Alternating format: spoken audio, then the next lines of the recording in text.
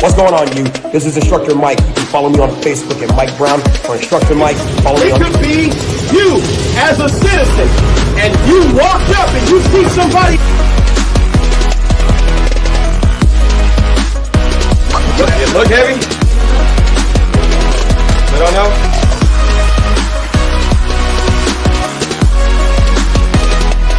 Special, that must be. But it's good to know that this can handle the high pressure rounds of the flooding.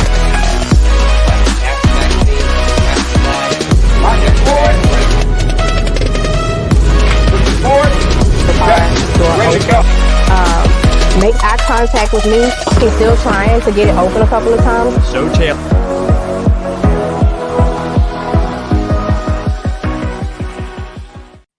All right, are we back? Are we back this time? Are we back this time? I hope we're back this time, right? I hope it's going to act right this time. What's going on, you all? Hey, let me know if you can hear me. Let me know. Let's see. Is it live? All right, I'm watching. I'm just making sure it's live on all the platforms. You guys, with your comments, can somebody put a comment in the chat to let me know that you can hear all that great stuff? If not, we're going to keep on going, and I'm just going to record this, and then we'll catch your reactions a little bit later. Right. There we go. Oh, you can hear me. Okay, dreadlocks. Okay, I see it. I see it. Okay. People are coming through. People are coming through. All right. So this is going to be a sad one. This is going to be a very this is going to be a very sad one. Hot Slayer, what's going on? What's going on? Do me a favor, get the likes up, please. Get the likes up, all that great stuff. Oh, you can hear me. Oh, that's great. All right, here we go. This is going to be a pretty sad one. A pretty sad one indeed. And the only reason why I'm looking at my camera angle, but you guys love the art and the background, so that's why I got it in modern deco style. I'm just saw that somewhere. That's not a thing for here where I'm at. All right. Yeah, this is going to be a sad one. Yeah, this is going to be a sad one indeed. So let me give you some disclaimers. Okay. I can say be ready to start at 10. Facebook is weird like that. Facebook said, get ready to get started when I'm already live. Anyway, this is going to be a hard one.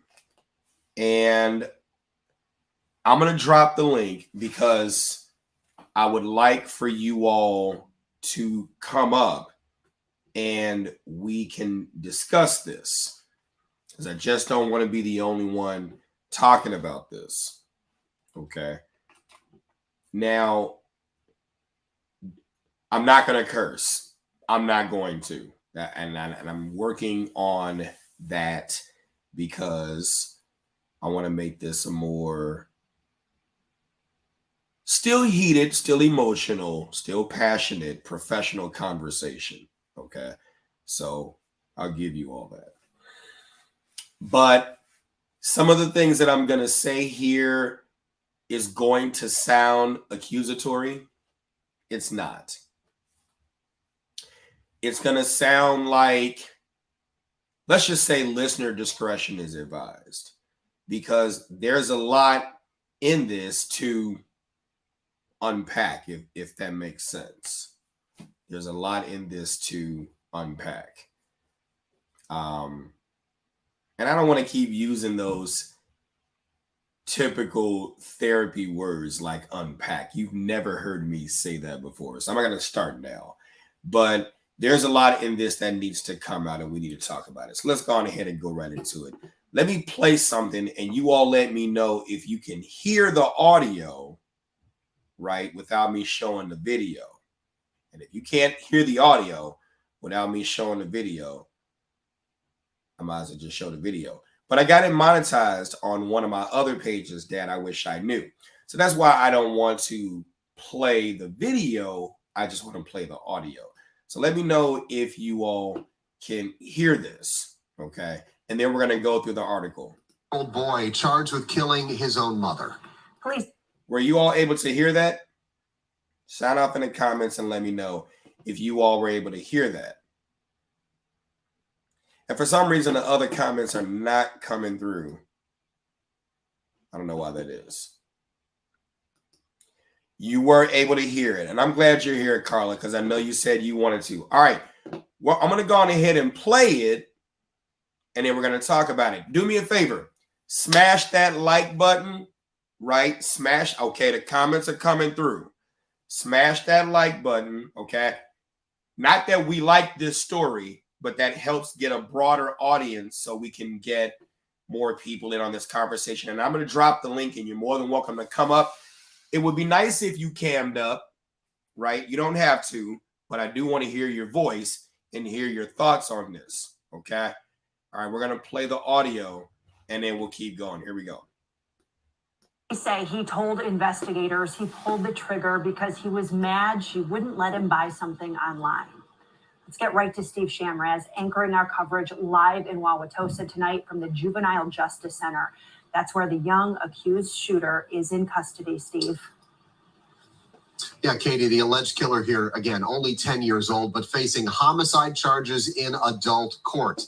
That child is being held here at the Juvenile Justice Center, where he's awaiting an appearance next week before a judge. We're going to bring my colleague Uba Ali in now. And Uba, you have been going through the details of what happened in some of the court documents in this case today. Yeah, Steve, and the details are very alarming. The complaint describes the very moment that child went into his mother's gun lock box and decided to take the gun out.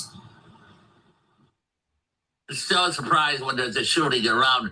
Usually it's a quiet neighborhood. Steve Frisch has lived near 87th and Hemlock for more than 2 decades. His quiet neighborhood was shaken up last week after police say a 10-year-old boy killed his mother. Frisch described the family as average. He just asked me how I'm doing and stuff like that. According to a criminal complaint, the boy originally told police he accidentally shot his mom when he was twirling the gun, but the next day, the family called police with serious concerns. They say the boy told his aunt he was actually aiming the gun at his mother. According to detectives, the boy said he got the gun because he was mad at his mom for waking him up at 6 in the morning and that she would not allow him to order a virtual reality headset from Amazon. Police say the boy told them he got the gun by taking his mom's keys to the gun safe. He says he took up a shooting stance and that he wanted to shoot the wall to scare her, but she walked in front of him. Family told the police the boy had, quote, rage issues all his life, and at 4 years old picked up a puppy by its tail and swung it around until it whined in pain. The criminal complaint states that 6 months ago, the 10-year-old filled a balloon with flammable liquid and set it on fire, which caused a sectional and carpet in their home to catch fire. A sibling told police the 10-year-old was meeting with a therapist who gave him a concerning diagnosis that led his mother to place cameras inside their home. The cameras were unplugged 2 weeks ago. A family member told police, quote, they felt bad for not stepping in earlier because they knew that eventually something bad was going to happen. This morning, we asked Mayor Kevlar Johnson about the charges the 10-year-old is facing. Anytime there's violence that happens in Milwaukee, whether it's committed by somebody who's 10 years old or much older than that, that gives me pause. I don't want to see anybody hurt or lose their lives in the city. In this particular case, I don't have the details just yet. This is something that is just coming to my attention just this morning. Now, a cash bond of $50,000 was set for the 10-year-old who will remain at this Justice Juvenile facility, Steve. And according to detectives, that 10-year-old did admit to them that he knew a gun could kill. That 10-year-old is now being charged, like you said, as an adult with first-degree reckless homicide. So much going on with that young boy in that home, Uba Ali. Thanks for walking us through that. So, first at 5. All right, so let's talk about it. Let's talk about it. I'm going to go on ahead and look at some of your comments. Carla said, my stomach turns every time I hear this story. You know, let's dive into it. Now, listener discretion is advised, okay? I'm going to put the story on the screen, kind of put myself off to the side right here. You know, I find this extremely troubling. But unfortunately, I'm not surprised. All right. 10-year-old boy has been charged as an adult with first-degree reckless homicide after he fatally shot his mom, telling the police he was upset she wouldn't let him buy a virtual reality set on Amazon. Just that day, the boy went on to buy an Oculus virtual reality headset on his dead mother's Amazon account, and even asked the grandmother had his package arrived. Can I ask you all a question? How many parents send their kids off to play games because you don't have time to spend with the children? Can we have that? Can we have that discussion? Yeah, we're going to get to why the gun box is so accessible. We're going to get to that. We're going to.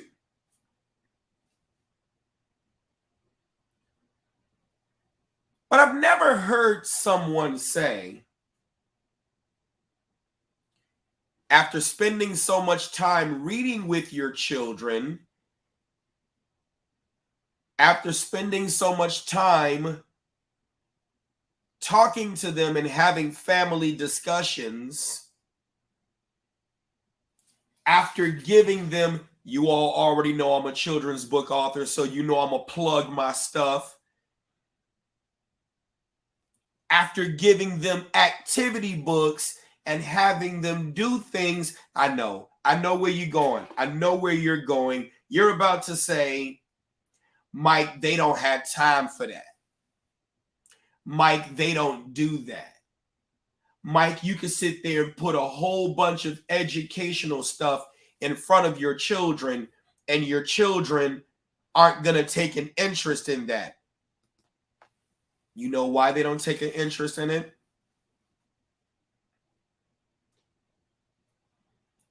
They don't take an interest in it because the parents didn't expose them to it. So we're going to turn this into a teaching lesson, because this is what I do with my 5-year-old and my 4-year-old daughters, right? Exposure comes before comprehension.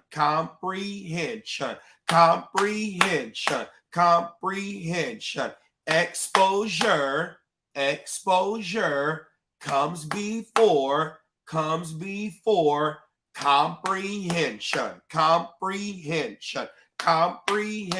comprehension. That's what this is.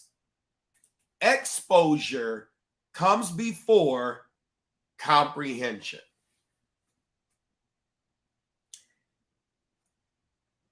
And if this applies to you, I want you to understand you are not the problem. That 10-year-old boy was not the problem.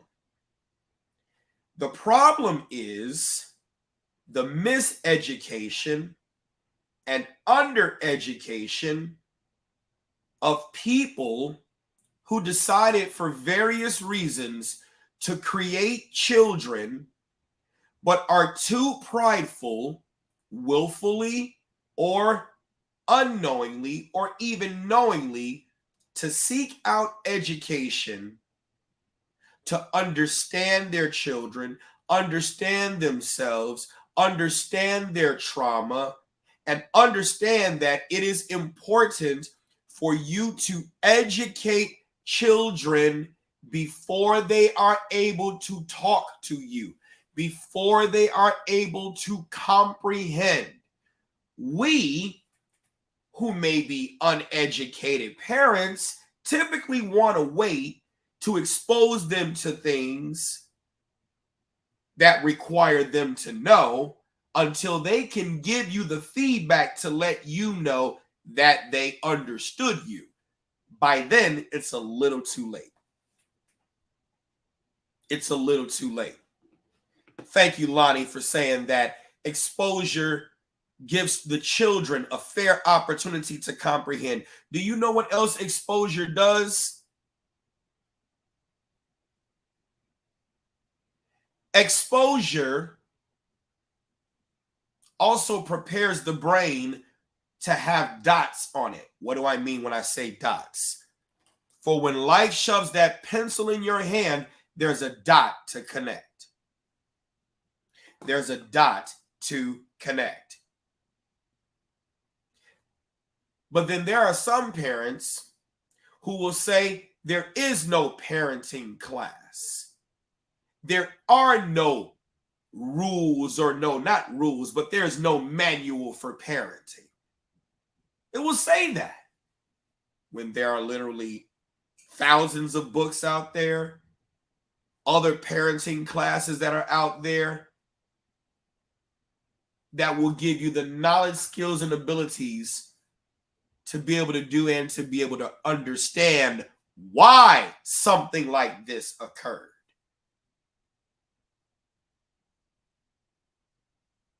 I am not going to shy away from saying the unpopular things because this woman who deserved to be here lost her life.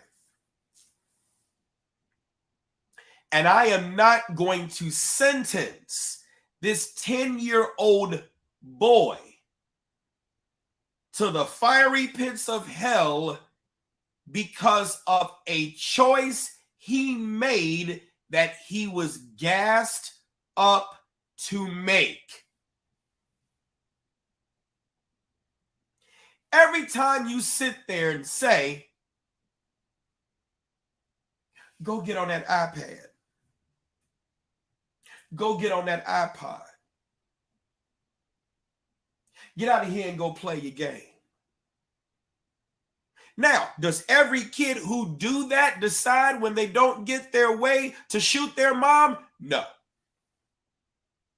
But that coupled with other factors. Let's scroll down in this newspaper article because there's more to show. Grandmother. We see, so we got mom, we got grandmother.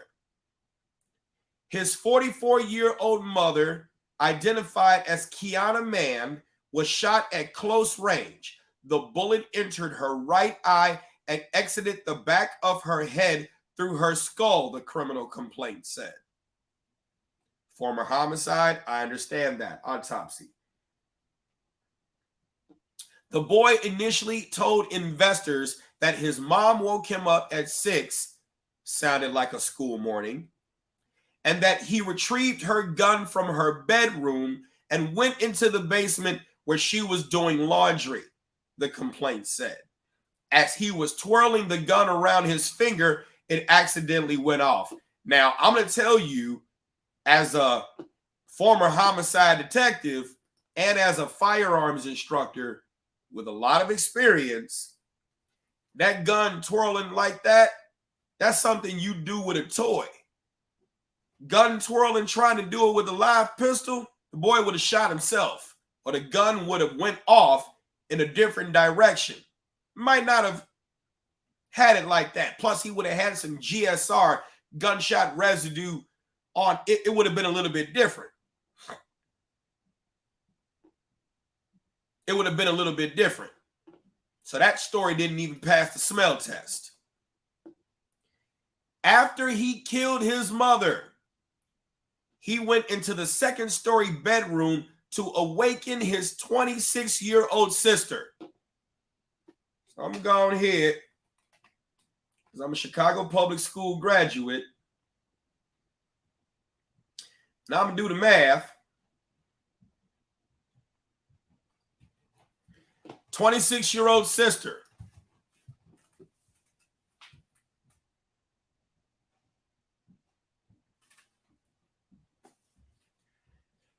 Somebody want to say it? Somebody want to sound off in the comments? Now, this is what I want you all, I would like for you all to do. Avoid having your ego and your parenting skills connected to my commentary to where you take what I'm about to say or what I have been saying or what I will say personal. But if it does apply to you personally, extract yourself from it and take your parenting. I know the math. I got it. I got the math already. Right. Take those skills and put it to the side, because who you are as a person and your skills are two different things.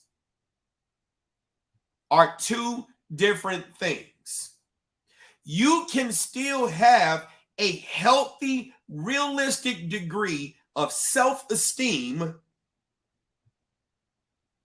and your skills as a parent or as anything still needs work.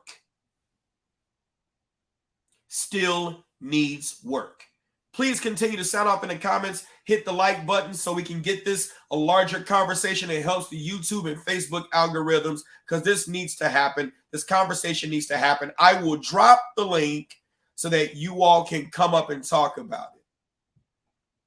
Now, I got a call number. I'm going to drop the link so that you all can come in. Promise I will.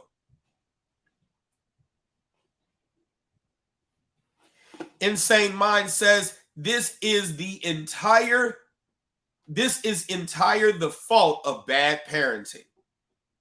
Now, bad parenting does not mean bad person.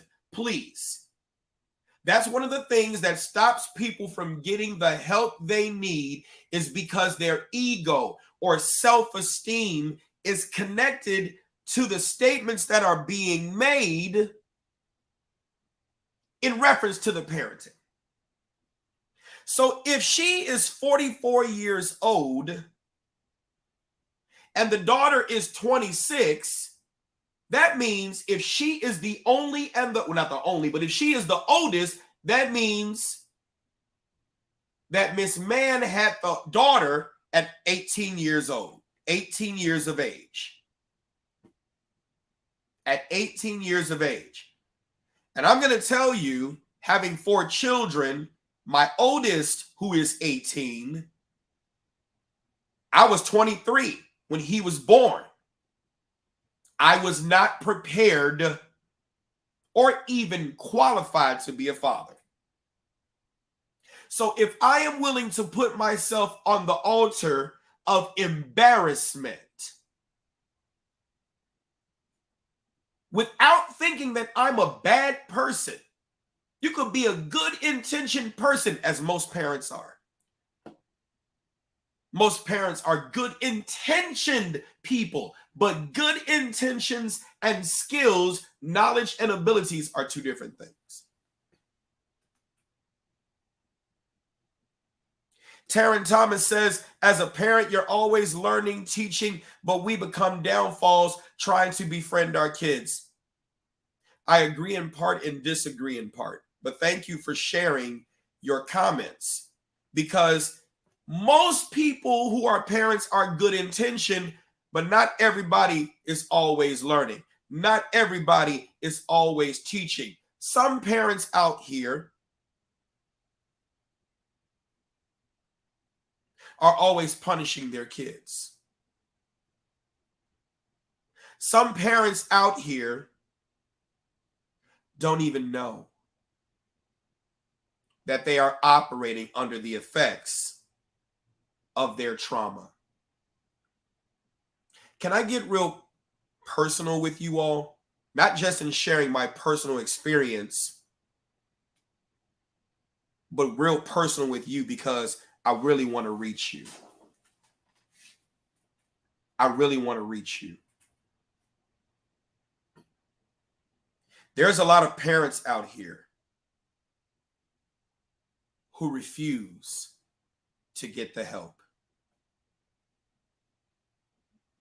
They refuse to get the help because your pride is in the way. I know you don't want to fail. I know you want to be seen as doing a great job. I know you do. I wrote a book called Why do grown-ups have babies? There are men who create children to keep the woman. There are women who create children for their own personal self-esteem. Please don't feel bad. Don't feel bad about this. Remember what I said. Separate who you are as a person, and let's take out this issue and address this issue. Because it doesn't mean you're a bad person, but we need to have that conversation. How many of you have been betrayed by your family? How many of you have gone through childhood trauma and rely on your children to lift you up? This is not a moment of embarrassment. Just be honest with yourself. Just be honest with yourself. You looked to family to really help you, and they turned away from you. They betrayed you. They made you feel bad. And then you trauma bonded with another young man, or if you're a young man watching, you trauma bonded with a woman, and it caused you to create a child from that trauma.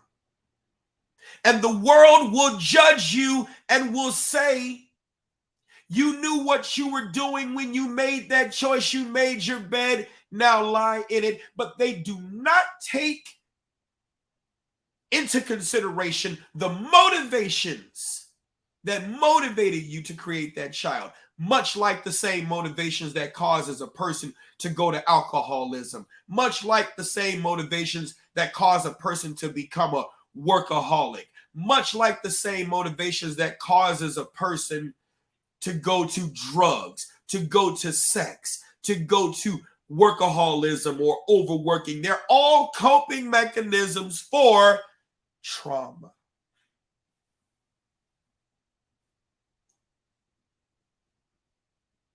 Now, Michael Evans will say, my kid is having issues. It's nothing I did or he did. I'm only worried about getting him the help he needs. Behavior is a symptom, not, right? We look at behavior,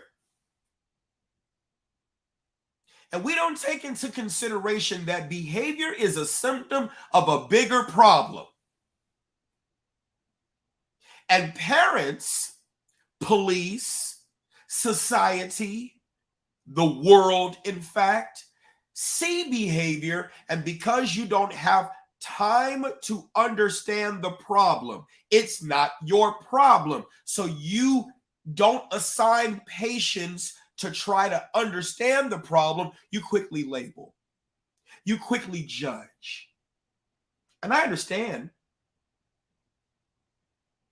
And you often want to issue consequences. There are plenty of people ready and willing to sentence this boy to doggone near life in prison without the possibility of parole. And all the while you are willing to issue him that sentence, you're not looking at your own children. We are not looking at our own children, our traumas, our behavior. We may have condemned or said negative things about the person we created that child with, all the while not taking into consideration their trauma too.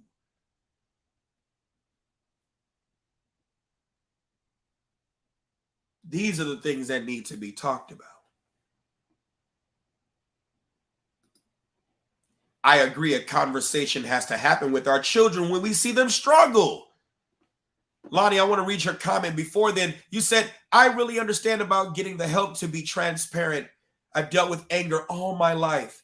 In a few months, I've seen it impact my whole family. Although I love my children and I desire the best for them, that moment of outburst could have ended it. Thereafter, I've been in therapy since, and my journey continues to remain getting healthy. This January, I have a parenting class by way of Zoom that I will be having. No, it's not a 1-day, 4-hour class. It's a 10-week class. A 10-week class where you get a workbook, and this class is going to be so amazing. Not because I said it's amazing, but a part of becoming certified as an instructor in that, I had to dive into my own trauma. See, you cannot be who you need to be for these children until you begin to take out that stuff and start to have those conversations with your significant other and with yourself. I'm going to drop the link right here.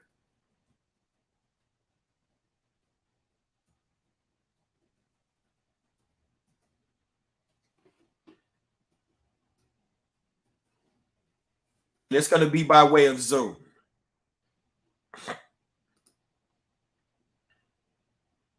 That's the link right there. We've got to start having these conversations. We've got to start learning these skills. We've got to start learning these skills. For those of you all who don't see the link on the screen, you're more than welcome to write the link down right there. We got to start having these conversations. It's not just going to be me talking. It's going to be all of us teaching each other. No more is this, there is no manual for parenting. It's time out for this. Because that mom should be alive, and that 10-year-old boy should be getting the help that he needs.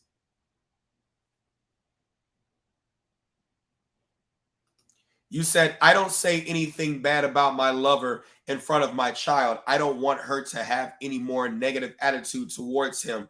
And somebody said something in response to that. You said, most of the time, you don't have to say anything bad about them. The kids already know or learn. But the problem that I see is come on now. When are we both going to have a conversation at that appropriate time with them to teach them about our failures so they can learn from those failures? Why? A smart person will learn from their mistakes. A wise person will learn from the mistakes of others. A smart person will learn from their mistakes. A wise person will learn from the mistakes of others. Now, Lonnie, you said the manual is other people's experiences. It takes a village. You know what else is other people's experiences? Every course book you've ever gone through, from grammar school all the way through high school, that's other people's experiences and research. You didn't do the research to learn that stuff. You didn't do the research to learn the stuff in that textbook. You were taught it and then did the research afterward. And in this workbook that I give you as a part of this class, 3/4 of it, if not 4/5 of it, are things that you write in yourself about your family, your trauma, your experiences, your punishment that you received that was unfair, you not being taught what discipline is and using it incorrectly, how you felt you were being over-controlled and over-punished and not being listened to and things of that nature. This is talking about you. You cannot be who you need to be until you begin to talk about and learn about your traumas and how it is spilling over to how we parent our children. Miss Man should be alive. This 10-year-old boy should be at home learning. Games should be a privilege, not something that fills the time because you're not taking the time. Let's continue with this story.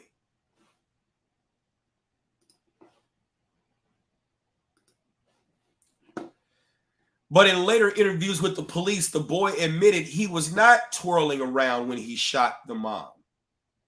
He admitted that his mother would not allow him to have something from Amazon that he wanted to have, it said.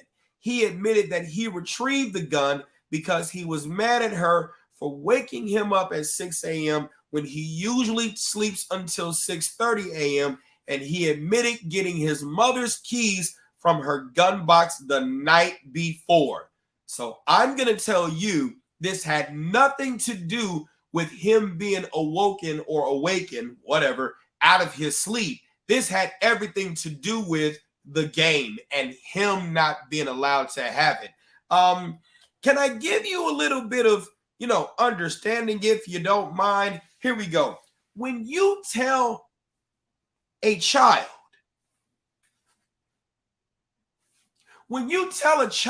all the time, go play your game, go play your iPod, go play with my iPhone, go play with this, go play with that. Do you know what you are assisting in the creation of? A habit. How many of you all remember the time when I chastised Pastor Corey Brooks of Chicago for putting a picture of two black boys who were on their knees scrubbing the floor and the toilets with a toothbrush? He didn't show their face. How many of you all remember when one of those kids was accused of taking $100 from his mother without her permission to pay for, guess what? Video games. Melissa Monroe, welcome to the channel. Check your tone. You're more than welcome to provide a disagreeing opinion. But you're saying victim blaming. I'm a professional. In the study of criminology, there is a theory called victim precipitation.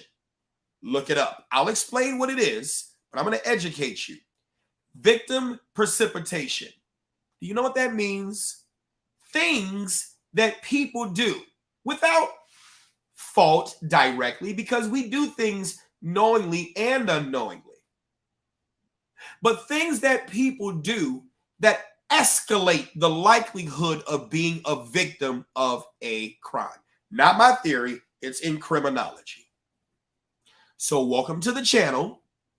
Check your tone, because you could be missing out on a lesson that may make your life so much better and the lives of your children. Because contrary to popular belief, children are often the lab rats of bad parenting, bad politics, bad schools, and all of the failures in between. Children are always the ones that have to go get therapy, not the parents. Children are always the ones that have to go get treatment, not the parents. Children are always the ones that are medicated with all these special medications so you can do what? Control their behavior. Because you don't have the energy to deal with it.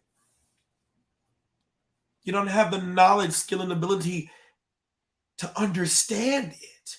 And that doesn't mean you're a bad person. You're a great intentioned person. But you're not doing the best you know. You're doing what you know. And what you know could be bad. Does that make sense?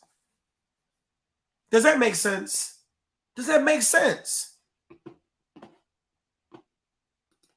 You said intentional reaction to him not having his way. We had to earn game time, allowance, and so much more. Times are different as parenting is not what it used to be. It starts with the parenting indeed. So, Sunshine Mel, let's dive into your conversation just a little bit.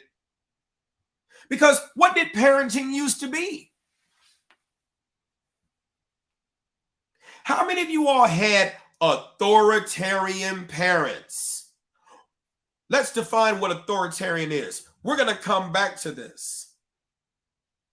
We're going to come back to this. Matter of fact, I'm going to look up the definition and I'm going to put it in the comments. I know what it means, but I want you to know what it means.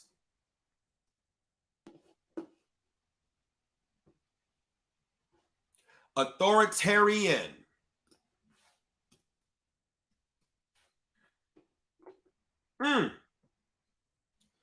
Here we go. Here's the definition.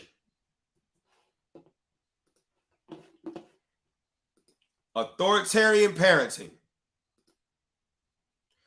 Here we go. You said you all had consequences, but I guarantee you, you think of consequences as a negative thing instead of what it's defined as. Authoritarian parenting is an extremely strict style of parenting. It places high expectations on children with little responsiveness. As an authoritarian parent, you focus more on obedience and discipline and control rather than nurturing your child. Nurturing your child. If you had an authoritarian parent, even though you love your parent, come on now, don't separate the love that you have from them from the facts as it is. If you had an authoritarian parent, type a number 1 in the comments. Type a number 1 in the comments. If you had an authoritarian parent, type a number 1 in the comments. And do me a favor, get that like up. Get the likes up, y'all. Come on, let's get the likes up, y'all. Love y'all. Let's get to it. We're going to get some. This is how my parenting classes go. This is how our parenting thing is going to go. It's going to be so much information I'm sharing. I'm sharing it tonight because we need to have a breakthrough tonight. Come on now. If you had an authoritarian parent, type a number 1 in the comments. And some of y'all can't even type the number 1 because you don't even know if you had an authoritarian parent. You might have been taught that the punishment or the whippings that you got were out of love. So you might be suffering from childhood Stockholm syndrome. What is Stockholm syndrome? You are relating to and have agreed with, in essence, the theories of your attacker as to why they're attacking you. Authoritarian parenting. Some of us were raised, not taught. Look at the definition of raising. Raising has nothing to do with teaching. You raise cattle, you teach children. You raise cattle, you teach children. Why do you think teachers are called teachers and not raisers? Here we go. His mother would not allow him to have something from Amazon that he wanted to have. Every time you tell them to go play that game, go look at this, go do that, you are creating a habit. You're creating an addiction. How many of you all know someone who's addicted to something? Type the number 2 in the comments. Come on now. How many of you all know someone who is addicted to something? Addicted to something. Addicted to gambling. Addicted to drugs. Addicted to alcohol. Addicted to games. Addicted to games. Addicted to games. Come on, I'm saying what I'm saying for a reason. Pastor Corey Brooks put those 2 boys on his social media page while not showing their face, send your sons to me. Send your sons to me. And in sending your son to me, we'll get them straight. We'll punish them. We'll make them go through physical chores. Okay. But you're not addressing the root cause of the behavior. What was the reason? We're not saying the reason is justified. We're not talking about right versus wrong. We're not talking about good versus bad.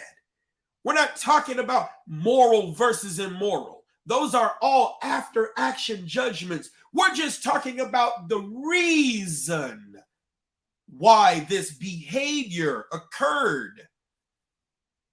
Behavior is a symptom of a bigger problem, usually in three things: thoughts, feelings, and needs. You kept telling him over and over again to go play the game. You created an addiction.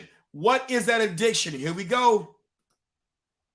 The fact or condition of being addicted to a particular substance, thing, or activity. He committed the theft to finance his drug addiction. That boy stole the $100 from his mom to finance the habit she motivated him to have. How many of you all know you cannot tell a person who's addicted to a thing no, and they just say, okay. Those of you all who just walked in the room, we are not condemning Miss Man and saying she is a bad person. 9 times out of 10, she was under the influence of trauma and she had wonderful intentions for her son. But you can have wonderful intentions and still be doing something and not know what you're doing. The fact or condition of being addicted to a particular substance, thing, or activity. You gassed him up. Gassed him up to have to want that. He wants attention. He wants attention. And this game was giving him the attention. And then you tell me no. No. Oh. Especially in this generation. This is why it is so important. The most formidable psychological years of a child's development is from 0 to 3. 0 to 3. Where's the constant reading? Where's the constant activities? Where's the quality time? Not quantity time. Quantity time is how much time you're doing the thing. Quality time is, what are we doing in that thing? Thank you very much, Gail and Knight. Shouts out to you. This is the link for those of you all who want to join the next parenting group that we have coming on. I want to learn from you. I want to pass things to you. We need tools. Our children matter. This did not have to happen. Both of them should be learning things to have better outcomes. Do you think when she had the 26-year-old at the age of 18, she knew? No. Good intentions? Yes. Trauma? Yes. And here we are. Nothing against you, Slime Media, Slime 93. But you said social media is training these kids and legit don't care or don't want to care. Then when spit hits the fan, they act confused. How many of you are willing to say right now, let's have a moment of clarity. We're going to go down the story some more. But I love the fact that you all are still here 50 minutes in and you willing to have this conversation. Come on now. Let's have a moment of truth. Put yourself on the altar of slight embarrassment. This gonna hurt your ego just a little bit, but I hopefully you've separated that, and let's focus on the skills. How many of you all can say you can stand to learn some more stuff to better yourself and your trauma and your children? Type the number 3 in the comments. I'm gonna raise my hand right here.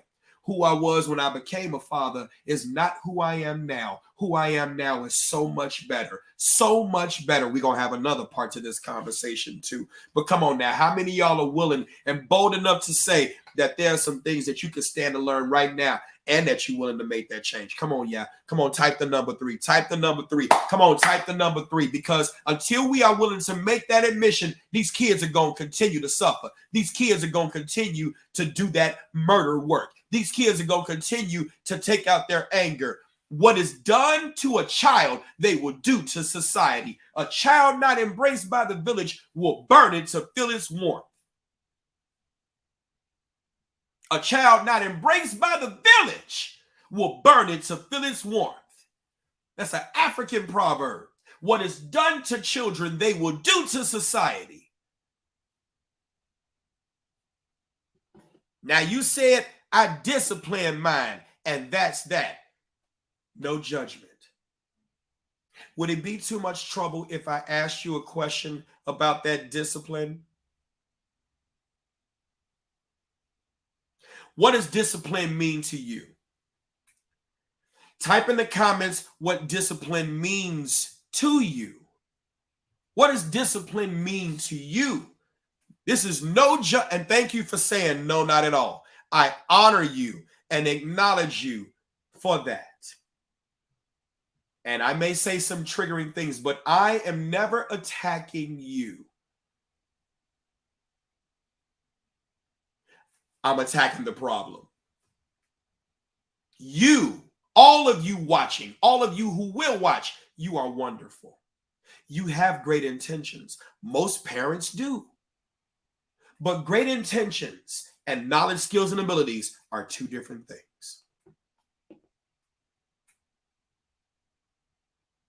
Two different things. Two different things.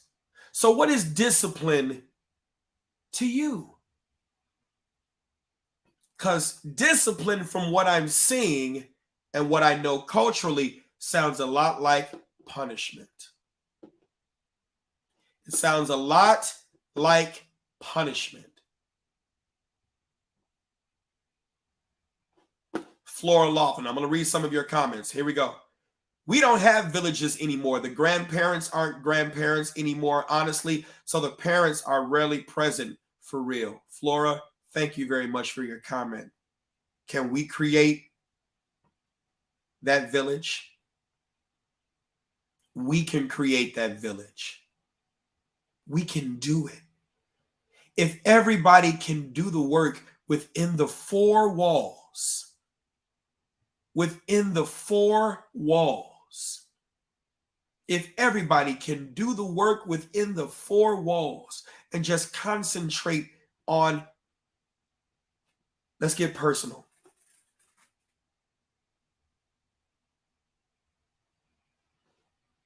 How many of you all still waiting for that apology from your parent? And this is not something to make fun of you of. This is just a moment of honesty, no judgment. This is a safe space. How many of you all are still waiting and wish you could have gotten from your parent that apology for when he or she didn't believe you when you were telling the truth and they chose to believe someone else and you got punished harshly for it? Type 4 in the comments. Type 4 in the comments. I got Joseph. Joseph is out. We don't have time for that. Type 4 in the comments. Let's be honest. And that doesn't make you a bad person, but that is a bullet wound that is still there. Thank you, Lauren, for being honest. How I wish she trusted me more. Come on, y'all. If we're not willing to have this open and honest conversation, the healing can't start. the healing can't start, because that right there, those are bullet wounds that you still have. Just because your body ages and grows up doesn't mean you leave from where that void is. It doesn't mean you leave from where that void is.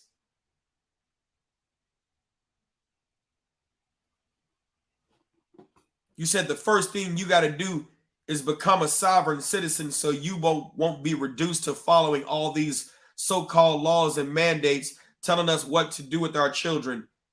That's not the, if that's the solution for you, that's fine. But that's not the question I asked you.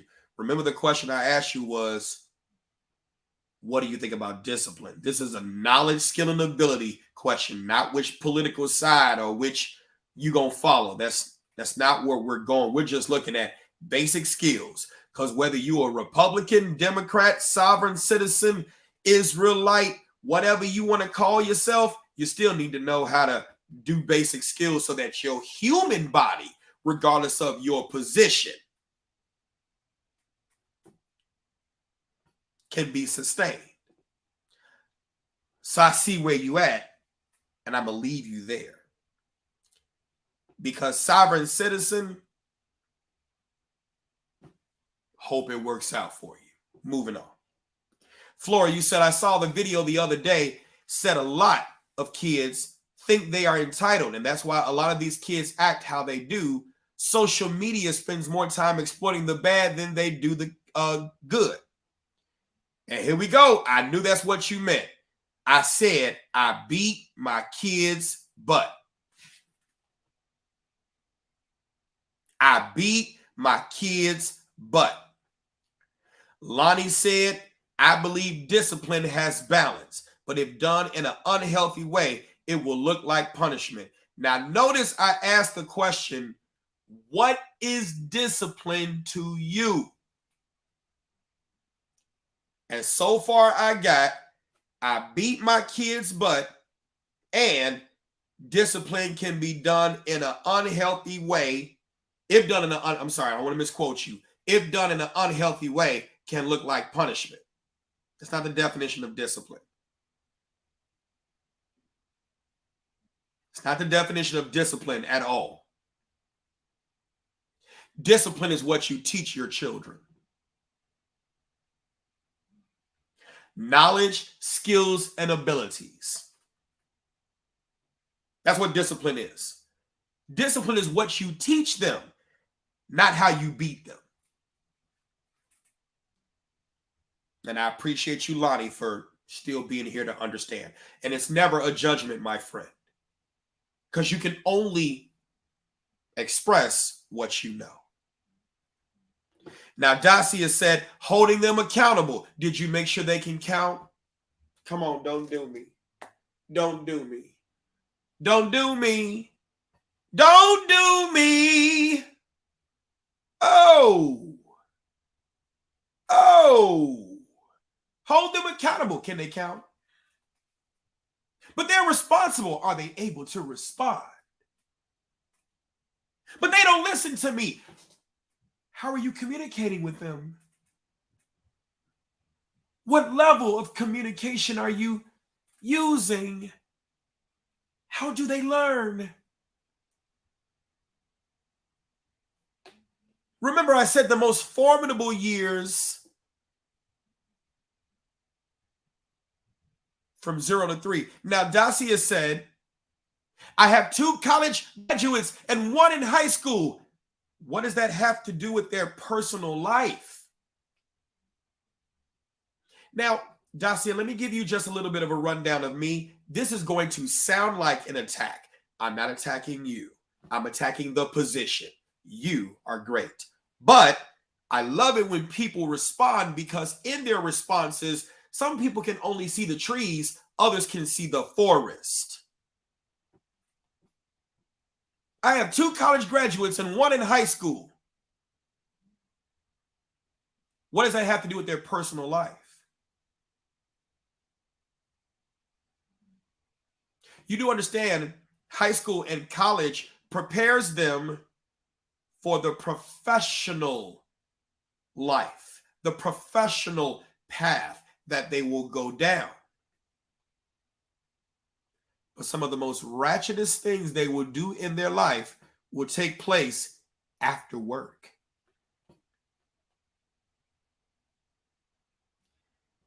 If you've beat them and you did not make sure that you taught them to be responsible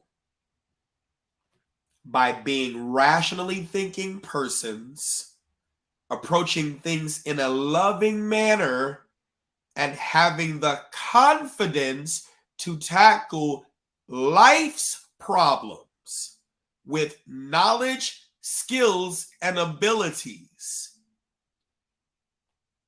they're going to have a hard time. Do you know what the home environment is supposed to be? The home environment is supposed to be where they do the most testing of life. How many of you parents have said, don't you test me?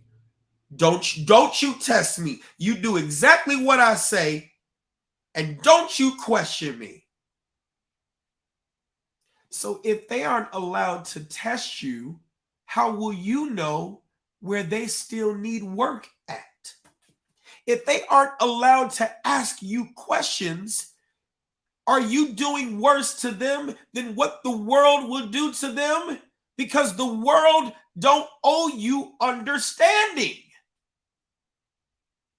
Your parents are supposed to be understanding. I didn't say accepting of everything. Understanding and acceptance are two different things. Some of us were raised by razor tellers.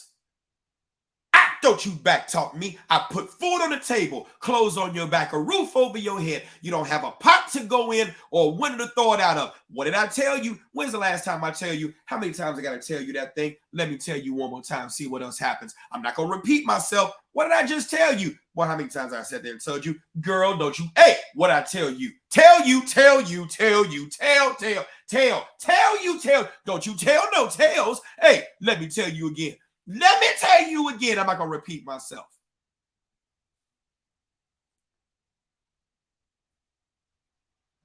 Then you said, yes, you have to show them how to act by your actions and how you treat others. Now take that statement and apply it to regular teachers in grammar school, daycare, high school, and even college.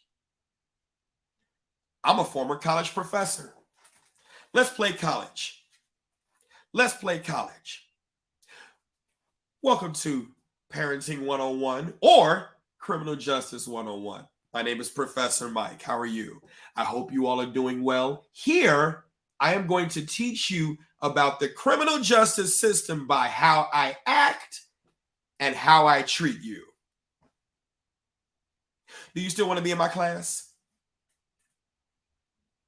What if I gave you a syllabus that said how I act in class and how I treat you is how you're going to learn criminology, how you're going to learn intro to corrections, how you're going to learn intro to policing, how you're going to learn parenting 101. What if before I even became a professor, what if I went with the resume, professional resume, it's got the educational experience on there, and then what did they say? Here we go. Bam. Oh, I'm qualified for the job because I know how to act and I know how to treat others. That's not enough. Lonnie, you asked a wonderful question. Thank you for that. Here we go. So how do we approach our children on a teaching level and not on the level of being a parent that is raising their children? Wonderful question, Lonnie. We go take classes. We admit what we don't know.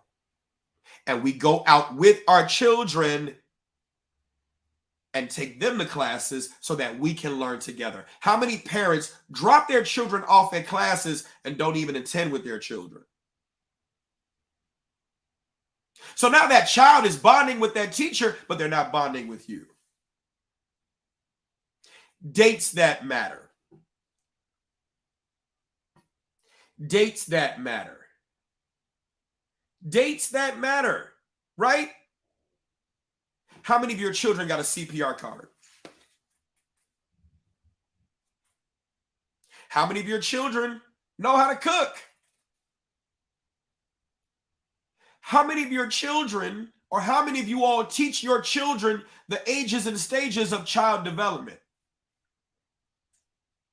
We got a lot of parents that want to teach their children about owning a business, making a business plan. Why don't you teach them about making a parenting plan? How many of you allow your children to hold you accountable? Yes. Well, fair enough. That's like, but that's a good analogy. That's like sending your kids to church to get to know God and you don't know God. For those of you all who are religious, that makes sense. You see what I'm saying? Here we go. Let me give you an idea. Can I give y'all an idea?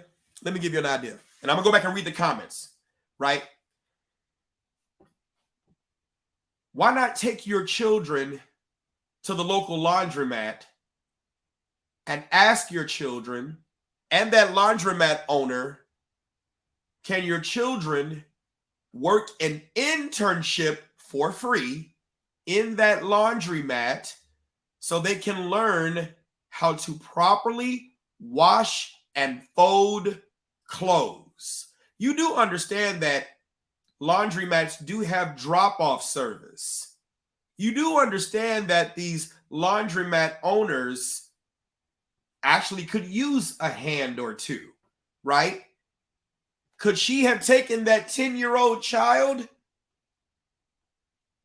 to a laundromat so where the laundromat owner would have taken him under his wing or her wing and actually helped that boy take that energy and put it into skill that raises his value for life?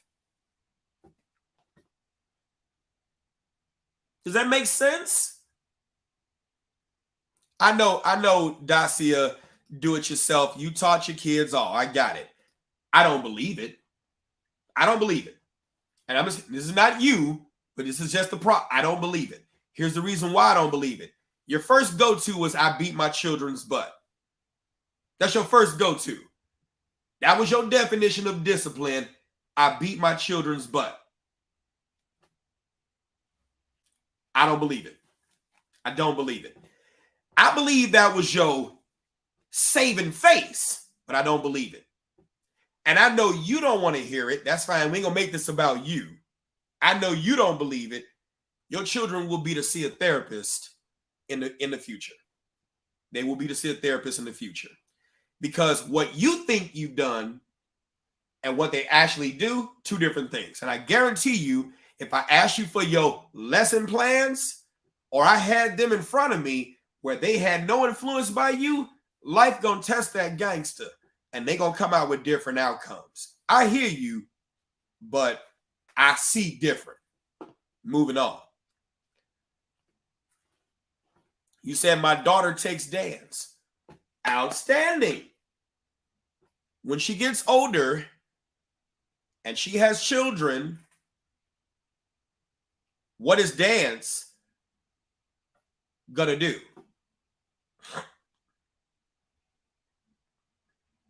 How many of you all remember the thing called family and consumer sciences, what was formerly known as home economics?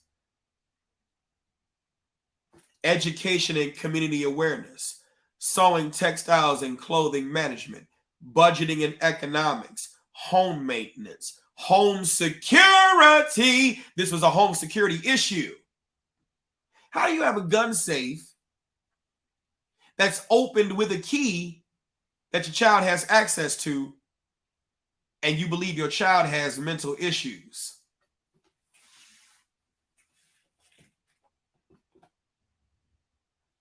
Hold on, here we go. They good and grown. I doubt it. Moving on. That's too easy. That's too easy. How many of you all are grown and your child or life triggered your traumas you thought you healed from? You thought you had fixed. You thought you fixed.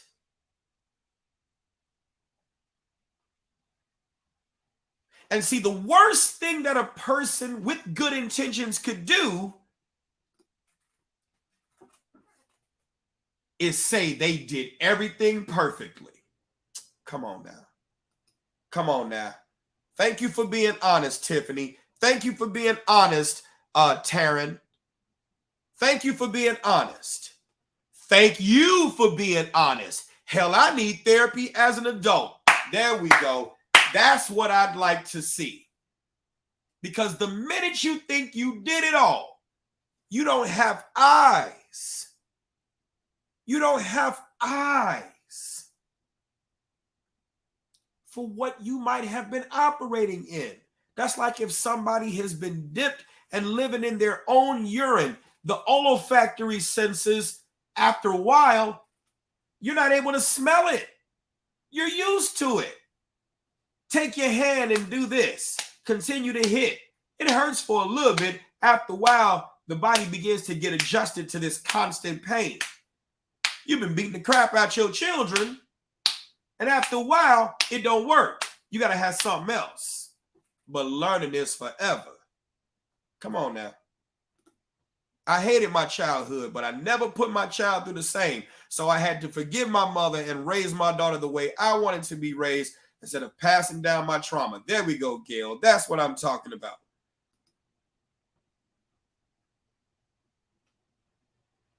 You said dance takes great discipline and dedication, especially on a competitive level.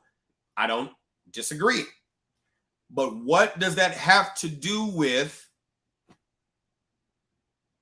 life as it relates to the skills that you need to be able to have to actually have the confidence to do at home? Now, I saw your response. You said it teaches her how to act with others, follow a script, and makes her have focus. So let me ask you this. Can you cook? Oh, well, the child is 4. Okay. How many times do you read to her? What do you read to her? How often do you read to her? How often do you practice? What stage is she at? Let me give you a tip. And I'm not saying you did anything wrong. And who am I, right? I'm nobody. This is just throwing stuff out there. We're going to get back to this story, right? I love it every night. Thank you. Continuously do that. And don't just do it every night. Do it every chance you get. Every chance you get. Have a conversation about it, right? Here we go. Do you know what stage that she's at?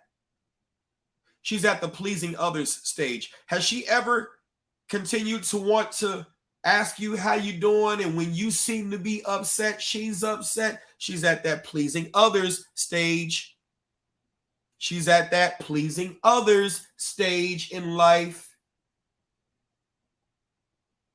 0 to 3, it's all about self.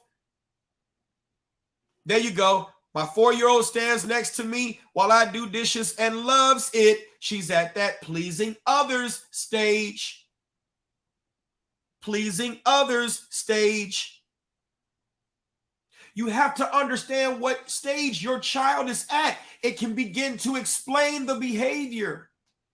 When parents see the behavior, but they don't understand it, they are missing half the picture. And then you want to beeline straight to consequence when you don't understand what you're dealing with.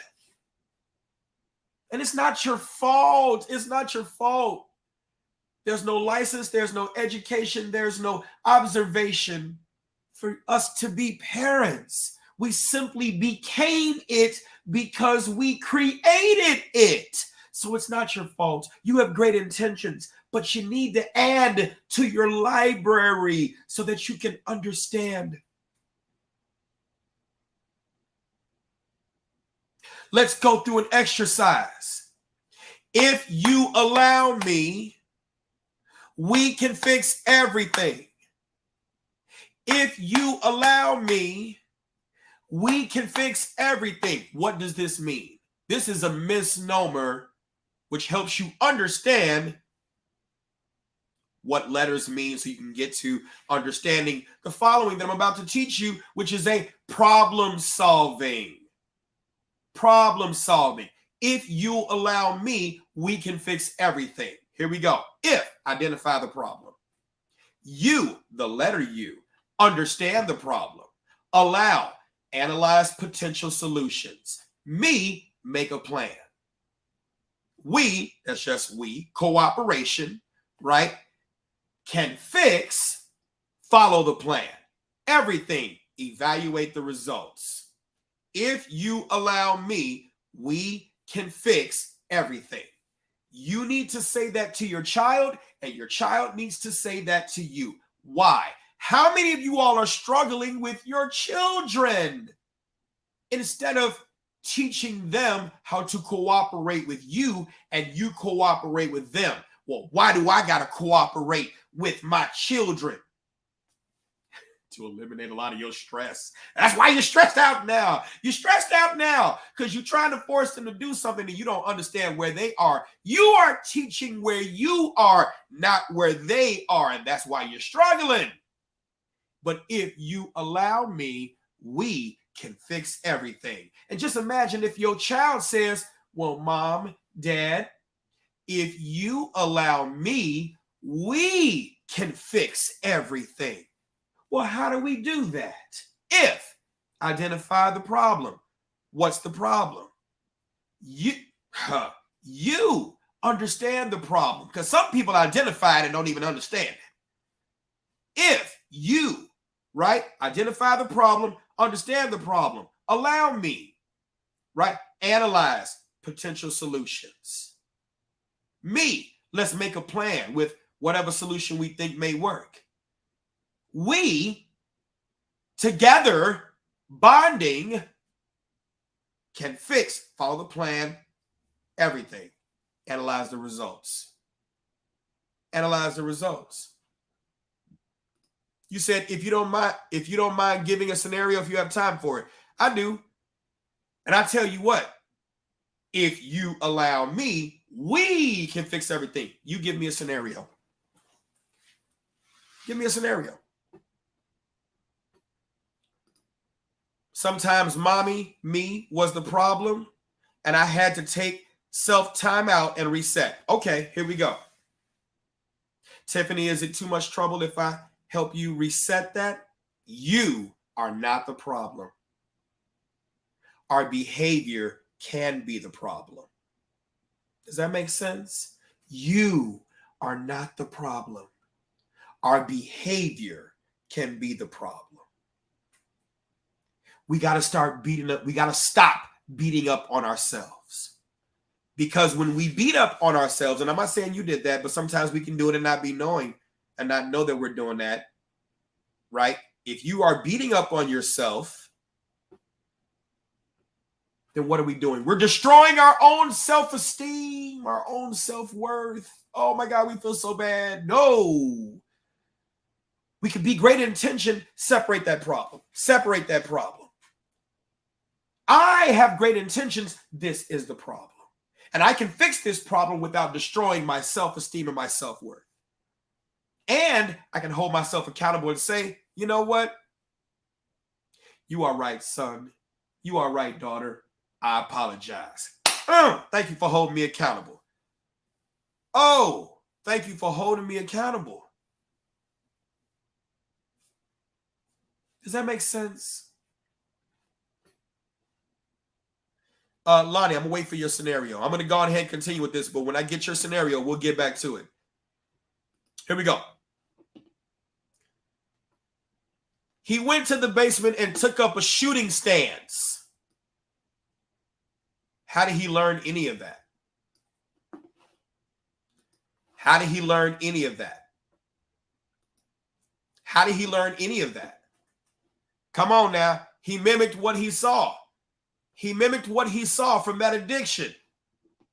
What was that addiction? Playing games.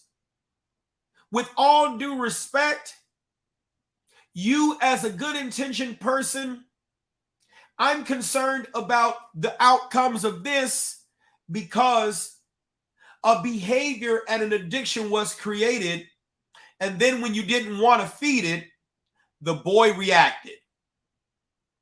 Try to tell a person who's on drugs, you can't have that game. How many of us are bold enough as parents and willing to say, we created an addiction with our kids? Come on now. Look back at yourself without embarrassing yourself, without putting yourself down. I challenge you not to put yourself down. You matter. Your trauma matters. Your outcomes matter. But let's be honest. How many of us created addictions in our kids? And then when you told them no, they threw a tantrum. Yes, that's a natural consequence. What's the definition of a consequence? Something that happens. This was the cause, and the consequence was the effect. Effect and consequence are synonymous with each other. It makes sense. You created this addiction because you didn't know. You didn't know. I'm going to give you an out. You didn't know. You weren't taught. Your mama didn't teach you. Her mama didn't teach her. Your daddy didn't teach you. Her daddy didn't teach her. Oh, speaking of daddy, we don't see daddy nowhere in the picture. Here we go.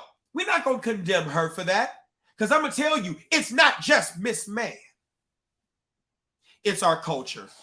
It's our culture. I wouldn't show you the tantrums either. You talk about whooping my butt. But I appreciate you for being honest. That's why I'm glad you're still here. Thank you for being honest. Thank you for being honest. Thank you for being honest. I honor and acknowledge you for that. Here we go. It was the 3rd of September. A date I'll always remember. Yeah. Because that was the day that my daddy died. Here we go. Never had a chance to see him. Never heard nothing but bad things about him. Mama, I'm depending on you to tell me the truth. Right, so here we go. Never had a chance to see him. Never heard nothing but bad things about him. Mama, I'm depending on you to tell me the truth. And what did she say at the moment of truth where she could have laid herself on the altar of embarrassment and say, whew, your daddy and I was trauma bonding. We probably should not have had children together because we came from trauma. Oh my God, it ain't your dad. That's not what happened. Papa was a rolling stone. Wherever he laid his hat was his home. And when he died, all he left us was alone. And that is true. That's true. See, the song is supposed to embarrass daddy. But all you doing is creating a song on the behavior, and you don't understand the problem because behavior is a symptom of a bigger problem. Yes. Father was a rolling stone, right? Sex, like work, like drugs, like alcohol, like any other kind of ism, is often a coping mechanism for trauma. Okay? Papa was a rolling stone. But did Mama tell you why she was one of those homes? Of course she lied. And that's why there will be another stone. I know that was deep. I know it was deep. I know it was deep. You can blame him about his issues because you don't like the behavior. Fair enough. But do you understand his trauma too? Do you even understand your trauma too? And how you two came together in the behavior of making a child that neither one of you are prepared with the knowledge, skills, and abilities to actually be able to teach, not just raise. And don't feel bad about it because you didn't know. And that's the hard part. Rochelle said, you're absolutely right. I tell my son all the time, stop giving grandson that doggone tablet. And when he don't have it, he shouts and screams. You created an addiction. Not you, Rochelle, but you get what I'm saying. Stop creating the addiction you're going to have to try to get them off of. Can they get addicted to books? You know what this book is? Whose Fault Not Mine. This is a coloring and activity book. And guess what? In here, it's activities that teach them about responsibility. Oh my God. I know you may not know everything, but that's why there are tools out here that can assist you in teaching, in having conversations. Having conversations. I know you don't know everything. I didn't know everything. That's why I created tools. I'm not reinventing the wheel. Somebody else has other stuff like this too, right? But we got to do something. Responsibility bingo. Well, they're not interested in it. Yeah, of course they're not interested in it. You got them on. Come on now. How real can I make this conversation? How real can I make this conversation? You got them on heroin, but all of a sudden you want to try doing mushrooms. You got them on one narcotic and they get something out of that. But then you want to switch them to books and wonder why they don't take an interest in this. I'm going to tell you a story. I'm going to tell you a story. It's MikeBrownsBooks.com. Gail, if you're still here, can you drop the link to that? Gail might be out. She does a lot of things. You got them on. I'm going to tell you a story. So I was out, and it's going to be a quick story. We're going to get back to the comments and to the story, and I appreciate you all. So this mother, daughter, and son came over to my table where I was selling books. And the son looked at the book and turned away from it. Do you know the mama almost beat him in front of me because he didn't take an interest in that? When he was looking at the toys and the games that was close by. And I'm just sitting here like, I didn't say nothing. I'm just watching to see how it unfolded. You about to hit this boy for him not taking an interest in something that you didn't plant the seed in him? So you're going to force him to do it. Granted, he does need to, but that's not how you nurture children into doing it. You created the habit of materialism because that's what you were taught. And no one in your family thought to teach you different. So you can only do what you know. But don't beat this child because he don't take an interest in what seed you didn't plant in him. You didn't read to him. But he knows all the trap songs. Oh, he know Lil Durk. He know Chief Keef. He know 21 Savage. He know Extension, right? She know Cardi B. She know Glorilla. She know all these other people who not Megan Thee Stallion, Nicki Minaj, who quiet as kept might be going through their own trauma that motivates the passion behind what they do. Does that make sense? Finance Man said, this is why you need fathers. Do we need fathers, or do we need fathers who have the knowledge, skills, and abilities to teach with tender loving care while still maintaining your masculinity. I'm with you. See, it is a smack to the face of these mothers who have trauma when we sit here and make statements like this without providing context as to what kind of father and without consideration as to their trauma they still may be in. Does that make sense? And I will be the first man that you will see who will openly apologize to any woman that I have ever taken a position without understanding your trauma.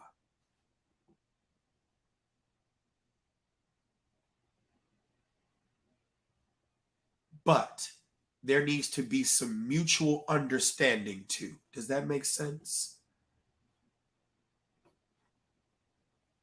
You said my daughter's dad is an abusive prick. Abuse is a behavior. And no, you don't deserve it. Your daughter doesn't deserve it. But what is the trauma, the thoughts, the needs, the feelings that motivate this behavior? If you look at the definition of motivation, and then we're going to move on with the story.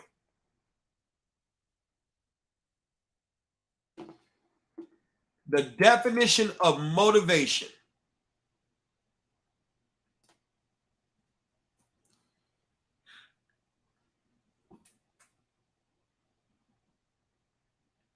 People talk choices and easily ignore that choices. I'm going to throw the definition on the screen for you all to see, or in the comments.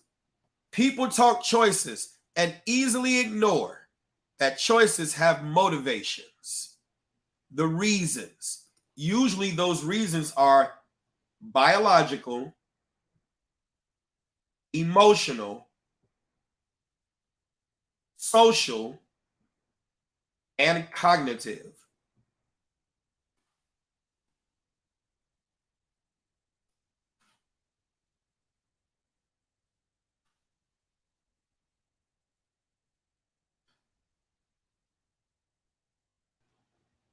Biological, emotional, social, and cognitive. And the reason why I'm putting it on here, because I know people are probably taking notes.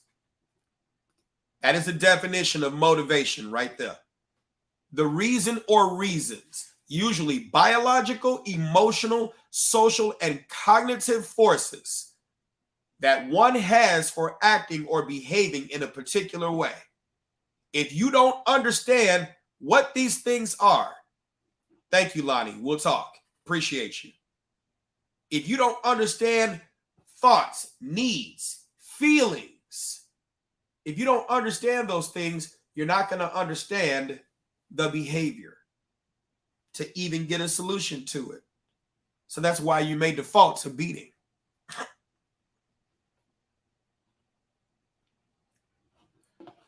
Let's continue with this story.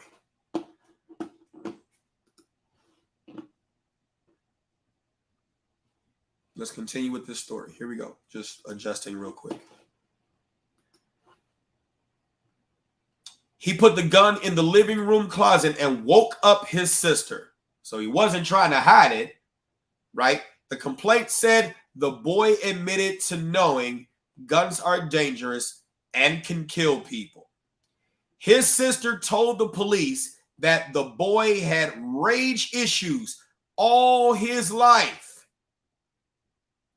and becomes angry and act out. Do you all see behavior there? Do you all see behavior there? The boy told investigators that he has 5 different imaginary people that talk to him. Do you all see behavior there? Do you all see behavior there? Finance man, you chose him. No, we are not going to do that. Not in this space. Yes, she did choose him. but what were the motivations that made that choice possible? And when you are not willing to understand, and you don't have to, you don't have a stake in this maybe, but when you're not willing to understand what motivates that choice, we as men make statements like these, which is a slap to the face for her trauma that motivated that choice.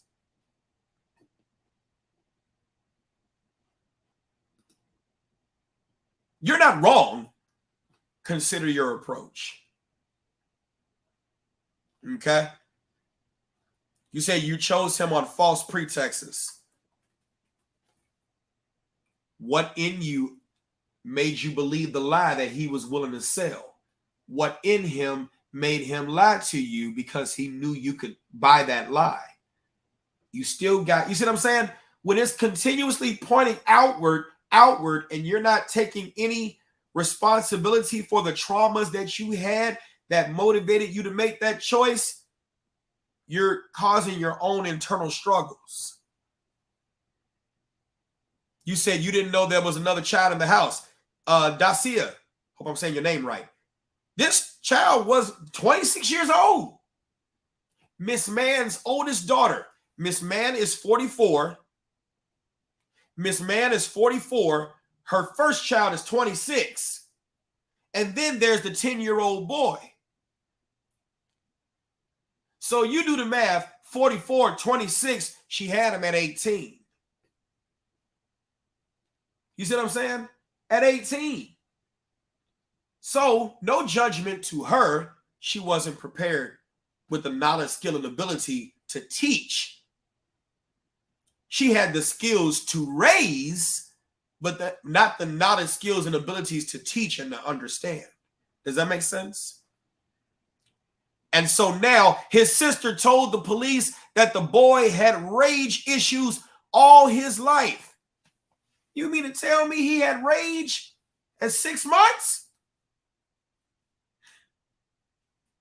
You mean to tell me he had rage at 1?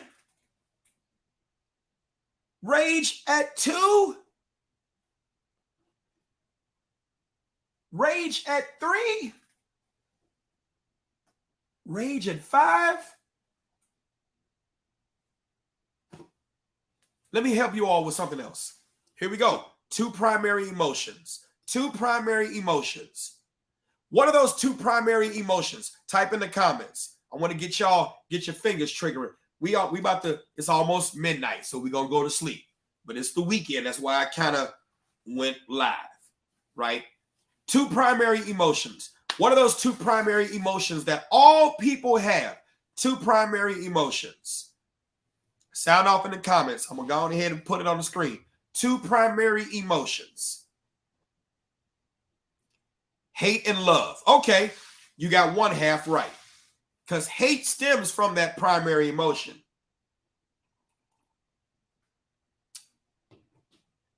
Nope. Cross hate out. Hate is a secondary emotion. Love, you're right. What's the secondary emotion? You said you can stay awake? I'm with you. Love and aggression? No. Aggression is a secondary emotion. Keep going, y'all. Anger is a secondary emotion. Come on, y'all. I love y'all. Y'all in it. Let's go. Y'all in it. Y'all in it. Let's go. Come on. I see love and aggression. That's not it. Half right. Yes, love for sure. Love and feeling. You're close. It does begin with F. It does begin with F. It does begin with F. That's a hint. Here we go. Love and what? Come on, y'all. Y'all almost there. Y'all almost there. 2 primary emotions. Let's go. I love it. Look at y'all. Yes. Yes. Fear. Fear. Fear. You become afraid first before, there we go, down to earth. Those are the 2 primary emotions, love and fear. No kid is born with hate. Love and fear. Person tried to cut you off in traffic. You are first afraid that you are about to get into an accident. Then when you recover, you get angry. Then when you recover, you hate the fact that people drive erratically. Then when you recover, you hate the fact that people don't drive the way they're supposed to, so as not to make you what? Afraid.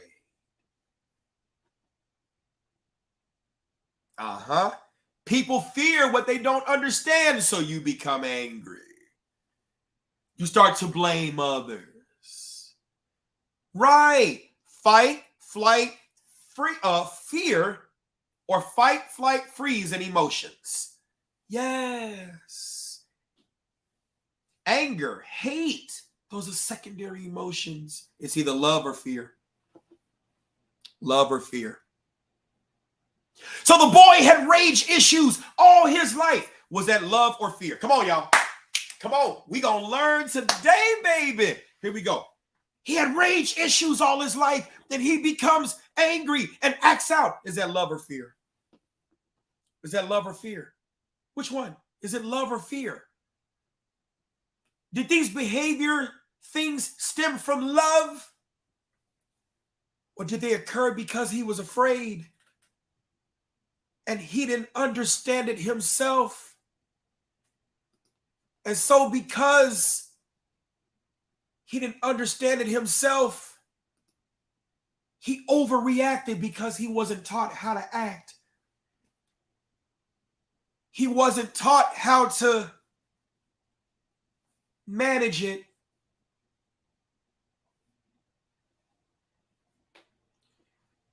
You said fear of not getting his way turned to rage. How do you have fear of not getting your way at 2? How do you have fear of not getting your way turns to rage? Rage. Let's define what rage is. Because sometimes people misinterpret stuff. Rage. What is a tantrum? What is a tantrum? Is that not a child having a rough time? How many teenagers have tantrums? How many adults have tantrums? He was scared and he was afraid that he would lose what he loved. You sent them off to play games from 0 to 9. That's 9 years. 9 years. 9 years of riding a white horse. 9 years of shooting up.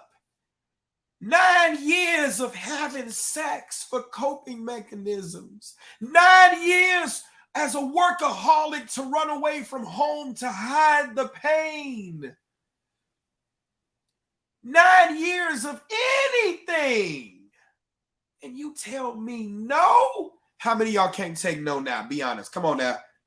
Sound off in the comments. Type no if you can't take no. Type the word no if you can't take no.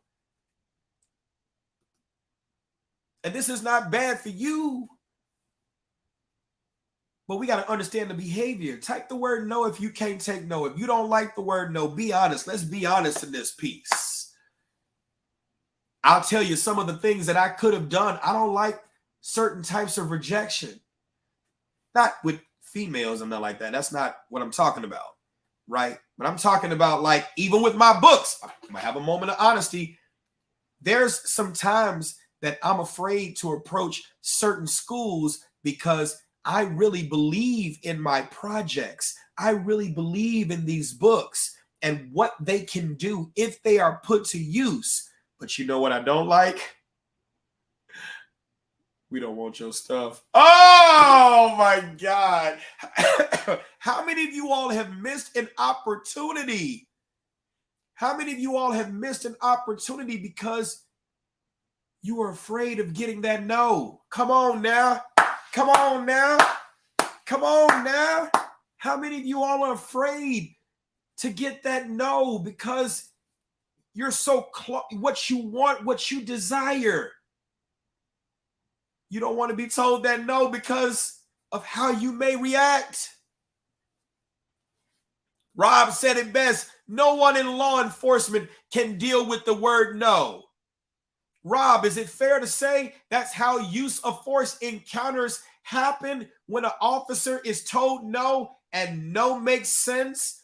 It makes sense for us as cops to dive into that no, to understand from that person's perspective. But when you have an insecure cop who can't take the word no, he will escalate it into a use of force encounter. She will escalate it into a use of force encounter. Come on now. Come on now.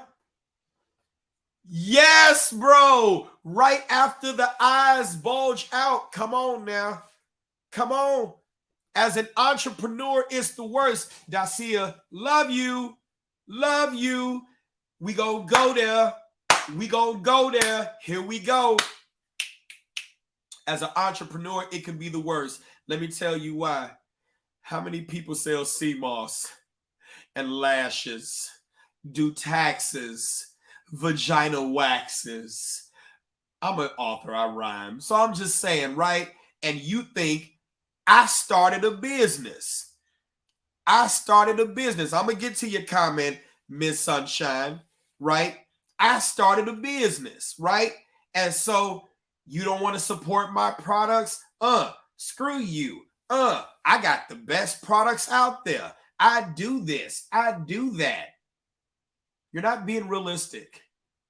Unrealistic expectations fuel unrealistic emotions. Unrealistic emotions fuel irrational behavior. Yes, you do have a business. Yes, you do sell sea moss, lashes, taxes, vagina waxes. But what about your brand makes you different from the million others that do the same thing? Number one. Number two, the reasons people like you and comment on your stuff in one area does not mean they like you or support what you do. They may not find value in that. They may not find value in what you do because they don't have a need for it. So if they don't find value in what you do and they don't have a need for it, General Colin Powell said it best. Avoid having your ego so closely connected to your position that when your position falls, your ego falls with it.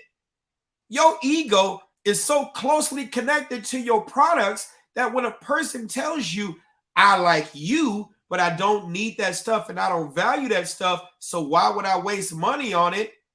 Oh, so you don't like me as a friend? Well, fine then. It says in Romans chapter 9, verses 10 and 2. Friends are your big. Oh my God. Friends, how many of us have them? The ones we can depend on. And you haters, and I knew you never liked. And I used to sit there and I would try out your products. Then I would sit there and like your products, but you can't take my candle. Oh, speaking of candle, yes, I'm in a rage. Peppermint Sage. This is my friend's candle company, Wax That Ash. WAXTHATASH.co. I support her stuff. Why do I support her stuff? Because even as a man, I like my place to smell good, and I like candles, and this stuff smells good. See, I support my friend because I find value in this. Not because she's my friend. I'm not supporting you because you're my friend. I'm supporting you because I find value in what you have, and I want that. So don't have your ego so closely connected to that. Does that make sense? I'm just saying. I'm just saying. So let's move on. You said, I find it a bit toxic within the Black community for some strange reason. Yeah. I mean, it is what it is. You know what I'm saying? And I don't, all right, Miss Sunshine, you said I have to disagree. I was an authoritative parent. Okay, I think you might misunderstand because authoritative is actually good. Authoritarian is not. Authoritative is. Authoritarian is not. I was an authoritarian parent. I'm going to assume that you meant that and put that in there. Yet I still hugged and told my kids I love them every day. And they're both grown now and appreciate how I raised them because they have seen several friends go down the wrong path because they didn't have authoritative parents. Miss Sunshine, I hope you're still here. I'm glad you found this live too, Dacia. Miss Sunshine, are you sure it's authoritative or authoritarian? Because if you authoritative, it's a healthy balance of the two. You are still here. Okay. It's a healthy balance of the two. I'm going to put up the definition of authoritarian again. I don't know how long you've been here. I'm going to put up the definition of authoritarian again so that way you can see. I got to go all the way back to the comments and find this shit. Where you can find it. I'm going to look it up again and put it on now. I am not about to go through all this again. Oh, no. Okay, I'm close to it. Bam, here we go. Authoritarian parenting is an extremely strict style of parenting. It places high expectations on children with little responsiveness. As an authoritarian parent, you're focusing more on obedience and control. Obedience and control. No, there's another kind. Okay, I'm sorry. It is better right here. Obedience and control and discipline rather than nurturing your child. Right? Rather than nurturing your child. So if you said authoritarian, now you said you need to be hard on your children so they can learn.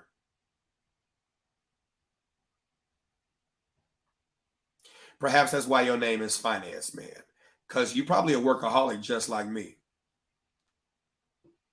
Sir, you are not the problem, but the behavior is the problem. You need to be hard on your kids so they can learn.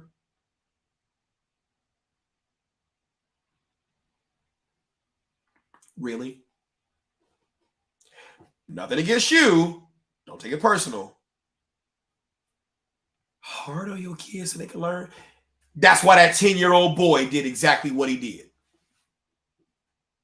Come on now. Y'all love beating your kids. Y'all love beating your kids. Y'all love beating y'all kids. Okay, that's what I thought. I knew you was talking about authoritarian. Okay, but Miss Sunshine, welcome to the room. I don't know how long you've been here. Let me give you a disclaimer before I say what I say, because I'm letting you know that I'm approaching this with love. Listener discretion is advised. You matter. You are important. You have great intentions and had great intentions. In no way, shape, form, or fashion is that authoritarian parenting style good at all. That is the result of trauma. Now, separate the behavior from who you are as a person. Because if you cannot separate the behavior from who you are as a person, you may think I'm attacking you and I'm not. I'm attacking the problem. You are perfect. I don't say perfect. None of us are perfect. You matter. You have value.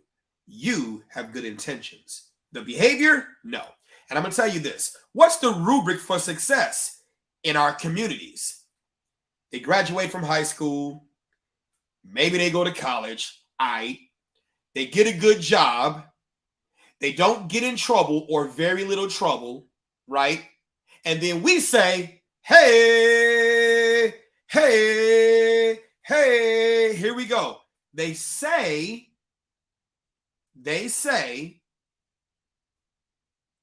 that our child has done good.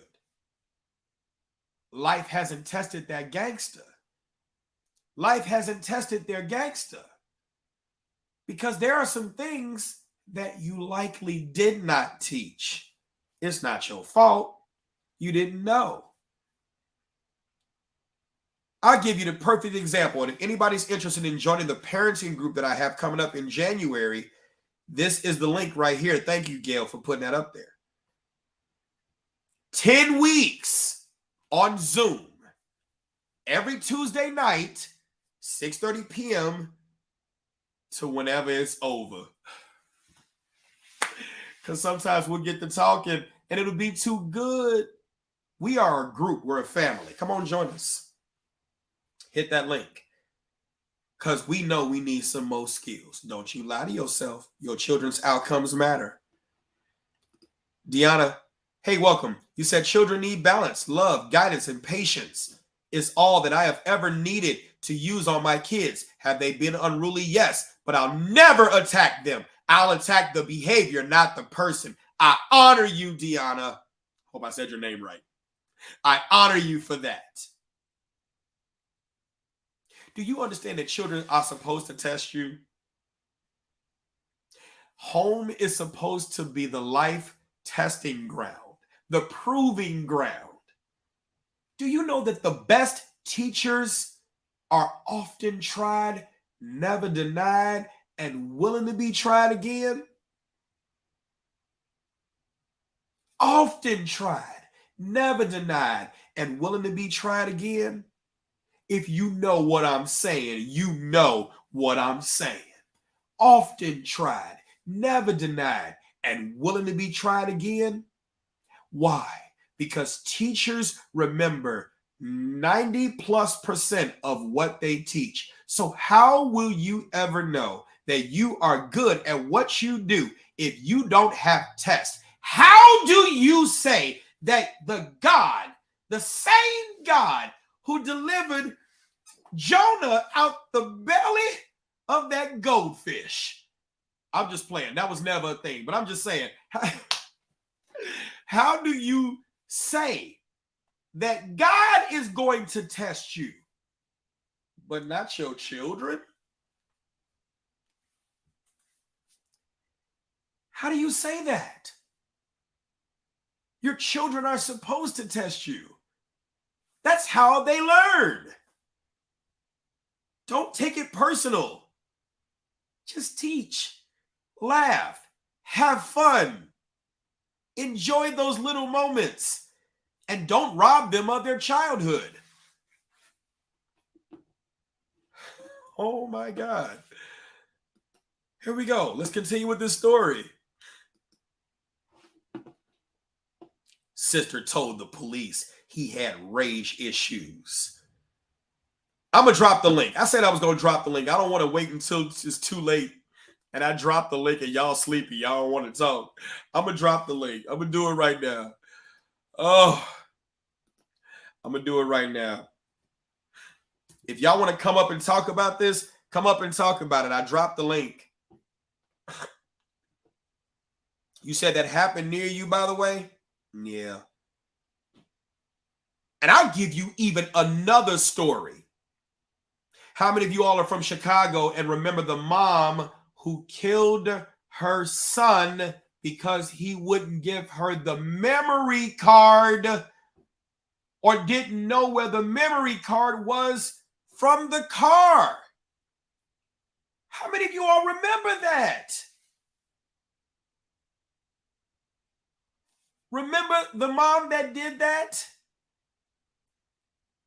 The memory card from the car in Chicago. Mom had a good job with the Chicago Department of Transportation. Mom was making good money. But when you dive into the story, dad was estranged. Mom was there. But mom, I don't know what was on that memory card. Tisha, you remember that. I don't know what was on that memory card. But the mom, I'm going to find the story so I can play it. Now, I want y'all to hear it.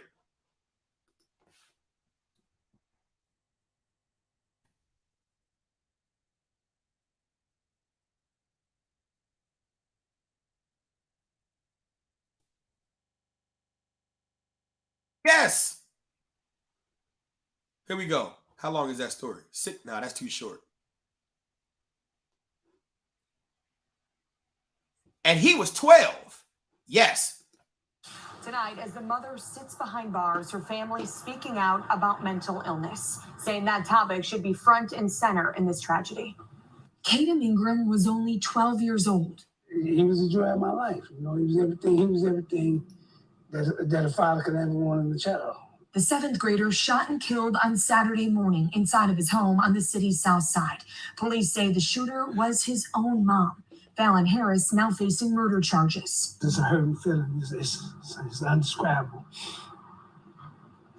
Caden's dad got the call just a short time after investigators say Harris opened fire inside of the home in the 8,000 block of South Bennett Avenue. The shots fired after investigators say she asked her son to hand over a memory card. When he didn't have it, detectives say she shot him. The child was still conscious, but that's when investigators say Harris walked back again and opened fire a second time. Caden died. Because his mother is a loving mother. She loved him more than she loved anything in this world. Family members say Harris was struggling mentally. They say she just saw a therapist the day before the shooting. People need to know that mental illness is real. Right now, Harris is held without bond on the south side. I'm Alexis McAdams, ABC7 Eyewitness News. And she couldn't even finish the story. If you would have seen the video, can't show the video, I can show the audio. But if you would listen to the audio, right? I'm just saying. Trauma. I want you all to understand your trauma matters. I just dropped the link. Those of you all, I just dropped the link. If you want to come up and talk about this, you're more than welcome to. Trauma. Trauma. Your trauma matters too. And see, the thing is, everybody wants to get the child therapy. What about you? Everybody wants to get the child therapy or some kind of education. What about you? Finance man, I kind of think, see, finance man is the reason why men and women, not finance man. Let me rephrase what I'm saying. I apologize. Comments like what finance man is saying and positions like what finance man is putting out there is the reason why we as men and women cannot see each other's trauma and begin to talk about it on a cooperating level. It's a lot of misunderstanding. How do we want women to understand our trauma if we don't understand theirs? She shouldn't have had the child. People talk choices and easily ignore that choices have motivations. What are the biological, social, emotional, and cognitive forces that activate that behavior of that choice?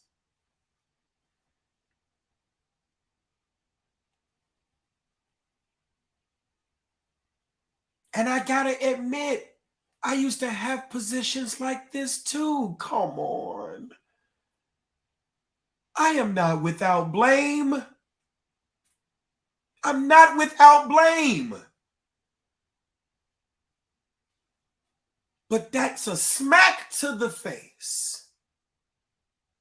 That's a smack to the face. Now, here we go. You said it's not always the parenting that's the problem. Her family said the little boy heard voices in his head. Positions like this, the failure to see the reason for the behavior is only seeing half the picture. It's only seeing half the picture.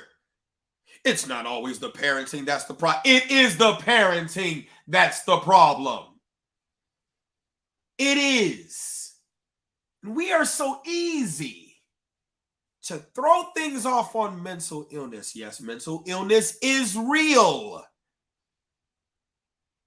It is real, but it's often used. Do you hear what I said? Mental illness is real, but it is very often used. Why? How much time does it take to teach? How much time does it take to cook? How much time does it take to learn? How much time does it take to do? How much time does it take to rehearse for a musical performance? How much time does it take to curse someone out? How much time does it take to be angry? How much time does it take to label? How much time does it take to misunderstand? How much time does it take to ignore? It takes more time to understand than it takes time to label. And because people don't have the time to take the time, or have the time but don't want to give the time, you don't have the patience to try to understand. So it's easy to pass it off on mental illness. It's easy to pass it off on something else and blaming. It's easy to dismiss what is the problem and go right to hearing voices.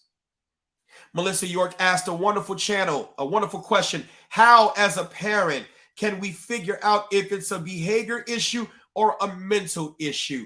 Melissa, I value you. I honor you. I acknowledge you. Do you want to take and come into the parenting group that I have starting on Zoom this January? Because there is knowledge, skills, and abilities that I've acquired that I now want to pass on to people. And these aren't Mike-isms. No, I'm just the facilitator of this course. It's a professionally well put together 10-week course every Tuesday night, 6:30 p.m. to 8:30 p.m. And it could go longer because it's a group and there's times where we've gone so long. There's times that we've gone so long in my All About Children workshops. There's times where people have cried and have released themselves from that trauma. And in this course, you get a workbook where you can begin to pencil in. And I recommend you use a pencil so that you can erase and write in as you begin to learn. Gail, can you drop the link if possible? The link for the parenting class. And those of you all who want to join, you're more than welcome. Because I want to learn from you too. I want to hear of your trauma. I want to hear of your experience. Yes, I am certified as a parenting instructor. Yes, I am certified as a anger management specialist. So you're going to get the best of both worlds because we all need it. We need to reinstill that village. And here you go, down to earth. Do you have to be a parent? I'm an aunt. No, you don't have to be a parent. You just have to be someone who is concerned about children. Heck, I would love to have this class for teenagers. Tiana said, I'll come up once I get this work right. You know it's got to get them edges on fleek. I know it. I know what you mean. Right? You don't have to be a parent. You just have to be a person who is concerned for the well-being of children. I'm not a parent, but I think this course would be helpful to assist throughout all families. Yes. I would love to hear about your trauma so we can start to do the work so you can begin to learn and walk away with actionable items, things that you can do. Things that you can do. Because until you learn what you have not been taught, you won't have the tools. Tiffany said it best. Sometimes we have to listen to understand. Tiffany, you are exactly right. But here we go. What's the difference between a red stop light and a red stop sign? When you both have to stop. What's the difference between a red stop light and a red stop sign when you both have to stop? One, you're going to be there for seconds. One, you're going to be there for minutes. And before you go, you still need to look both ways, even if it's time for you to go. And the last thing that I just told you is what's called context. A lot of us see red flags, but we may not have the education to understand the problem.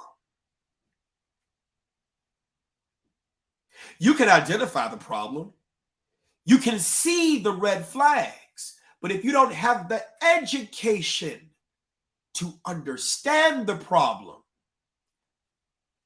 then whatever solution you try to make from that is a half-baked solution because you don't understand it. Hence the reason why punishment doesn't necessarily work to fix the problem, but punishment works very well. Let me tell you why punishment works very well.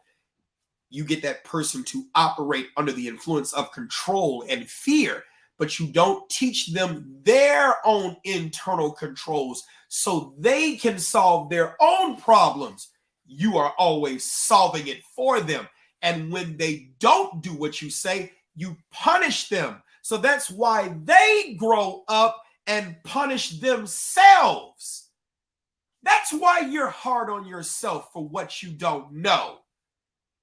And it is a trick of society using the word accountability and responsibility to get you to blame yourself for what you don't know when you were never taught. And you will down yourself and destroy your own self-esteem at the behest of others.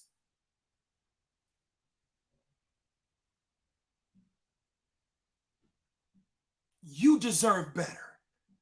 You deserve better.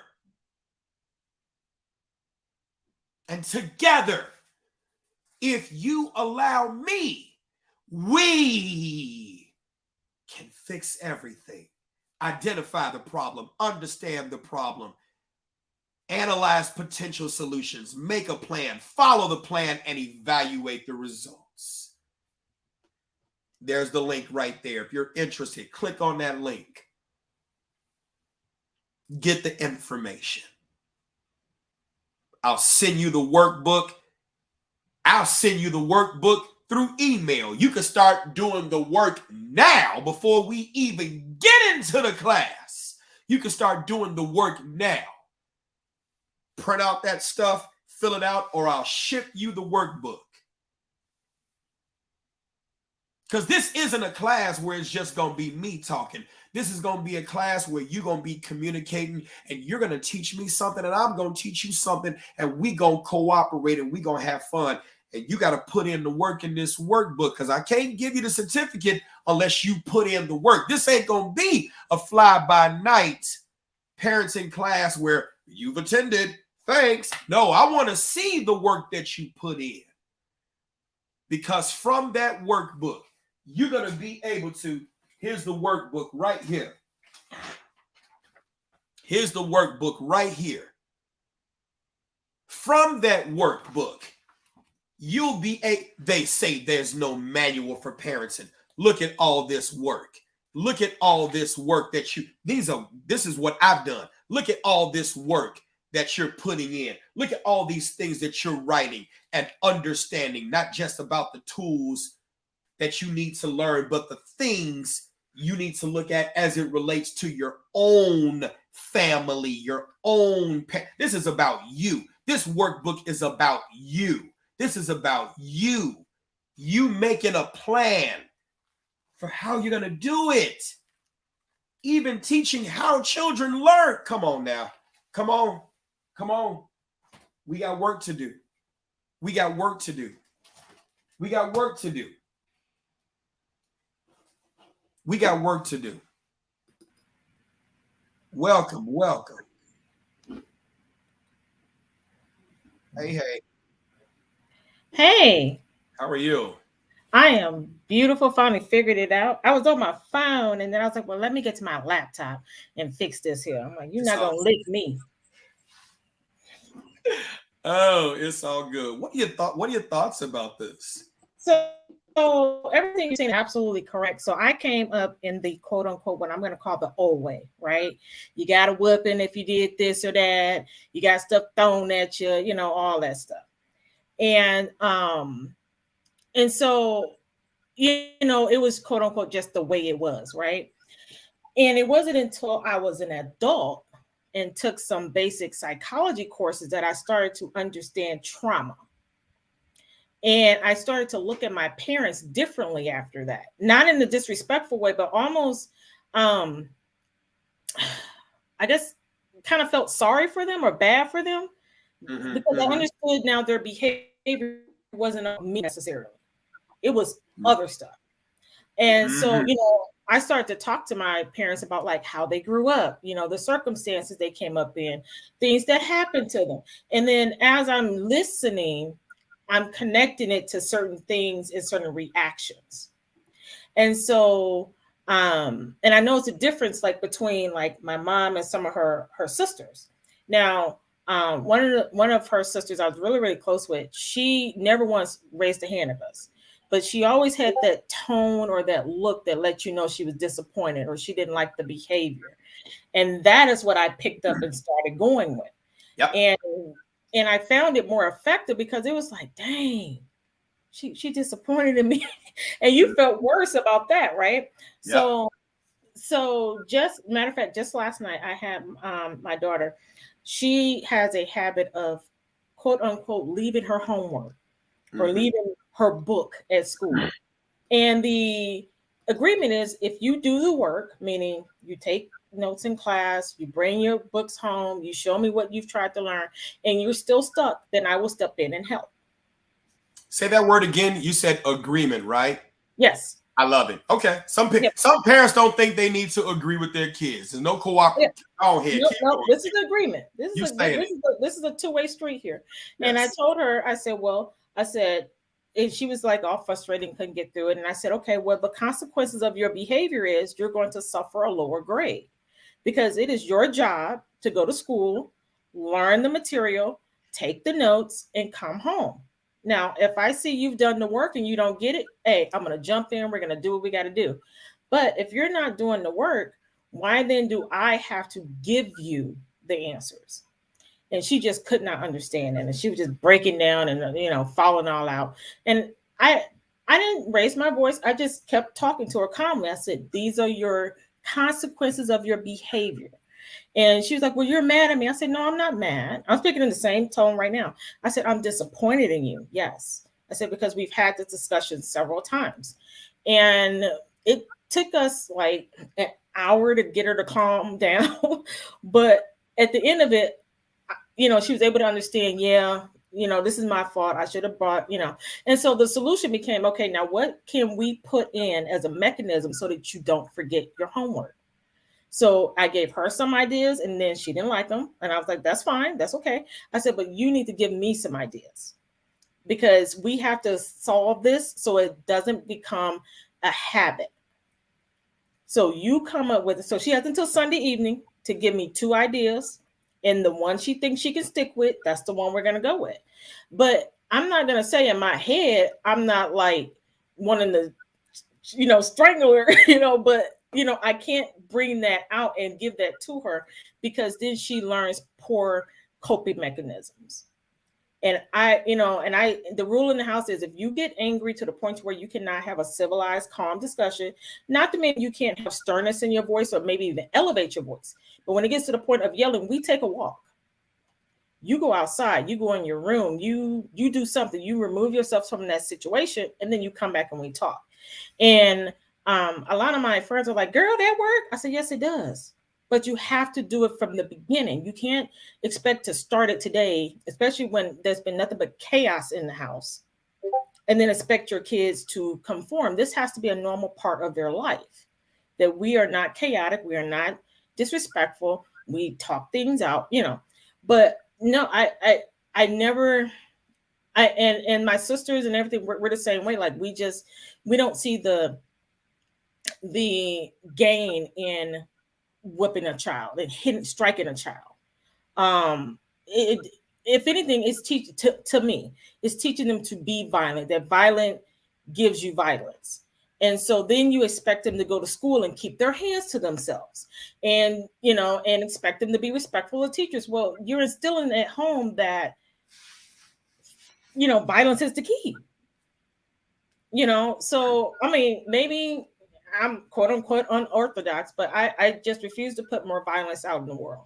No, you're doing a wonderful job. That is a wonderful job. And thank you for being honest in talking about the whole situation and even talking about the way that you felt in your mind, but how that would not solve the problem.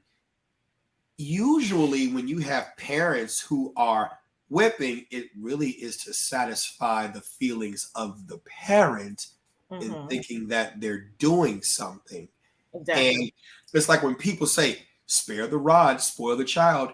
No, that is, you are misinterpreting that. We're talking about the shepherd's rod of guiding, not the rod of flogging. That's not what that means. Yes. It's to guide. No, that's not what that is, you know. And what you did was perfect because it's called cooperative parenting. It's helping them develop internal controls for solving their problems. And that's the thing, is if we as parents are not honest about why we even had our children, when they do something that's disappointing, we take it personal. Right. Yep. And their problems become our problems instead of keeping those problems where they are as their problems. You are not the problem. The problem is the problem. Let's come on. You said it wonderfully. I gave some solutions. She didn't like them. Cool. She has the right not to like them. So what are some solutions that you think? Leadership guru John C. Maxwell said this: whenever a person comes to you, or whenever you go to your leader, your supervisor, your boss, whatever term you want to use, don't just go to them with a problem. Go to them with 3 solutions so that you all can work it out. And 9 times out of 10, they're going to help you solve your own problem. Oh, exactly. Yeah. That's how it was in the corporate world. You never come with a problem, come with a solution, because they'll listen to that. And then you can say, oh, yeah, this is because, I broke this, whatever. But if I could touch really lightly on the last part here of what you were talking about, therapy for yourself. I go, the whole family does. Not because there's anything quote unquote wrong, but because I tell people all the time, you need an uninterested party that you can talk to. Yes. It's nice that you can talk to mama, daddy, cousins, best friends, or whatever, but they all have something to gain from what you do. Or okay. Lose. Yeah, or lose. Exactly. They got something to gain or lose from your behavior. Yeah. So when you get that uninterested third party, you can then freely and authentically release what's going on and actually be able to make decisions that are right for you without, well, I don't know what mama think because I told her this, or I don't know what so-and-so think because I told them that. And also you have the knowledge of knowing that they will keep that contained. Nobody's going to be whispering about whatever you did at the, next family function or whatever, and even if they talk about it, they don't know you. They don't know where you live. They don't know you people, Right. But I do tell people all the time, go. Even if you go once a month, once a year, just go. Because you need to release that trauma that you don't know is going on. Absolutely. Now, Flora, I'm watching a couple of comments. You said not all the kids in this generation, no offense to whom, are actually parenting their kids the proper way without introducing trauma onto them. So here's the thing. Separate yourself from your experiences and what you've experienced children do as a result of actions that you or those like or next to you or close to you may have done, because those experiences that you see are the results of good intentioned, bad skilled parenting, and those actions that you see are the results that formulate the not all kids will do this. See, I wish that I was able to teach this parenting class to freshmen, pubescents. Why do I say that? Because at the time that your body is actually able to produce kids, that's when you actually should have learned some of this stuff earlier, but that's when you actually need to learn this stuff, because 9 times out of 10, where you think teen pregnancy comes from? Trauma bonding. What do you think adult trauma bonding? Trauma bonding. Come on, y'all. Come on now. How many of us can say the children were planned? How many of us can say they were planned, but those plans were not well thought out? Come on now. Come on now. We need to know these skills. You took a parenting class or a psychology class. I took a psychology class, a set of classes. That was actually one of my majors in school, and then got certified to even teach this stuff using the skills and my failures. Hello, my failures. And see, it's not enough to just fail. You need to learn from those failures. And that's the thing. Some people don't bother to even attempt to learn. You said my daughter's bad behavior has a fair amount to do with what happened by the between me and her dad. Okay.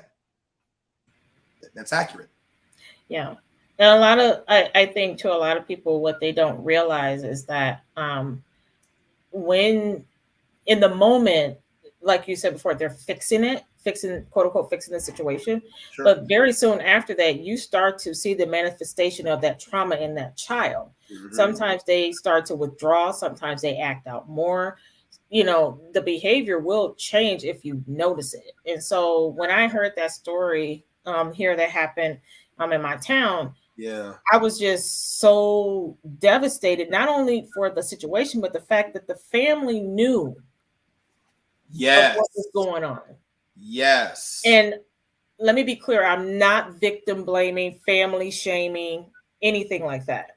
Mm-hmm. But I do wonder if they did attempt to get any help for him, or was it as unfortunate as it is within, especially the African American community, you just don't talk about it. Well, so and so is touched, so and so is special, so and so, and you don't talk about what's actually going on.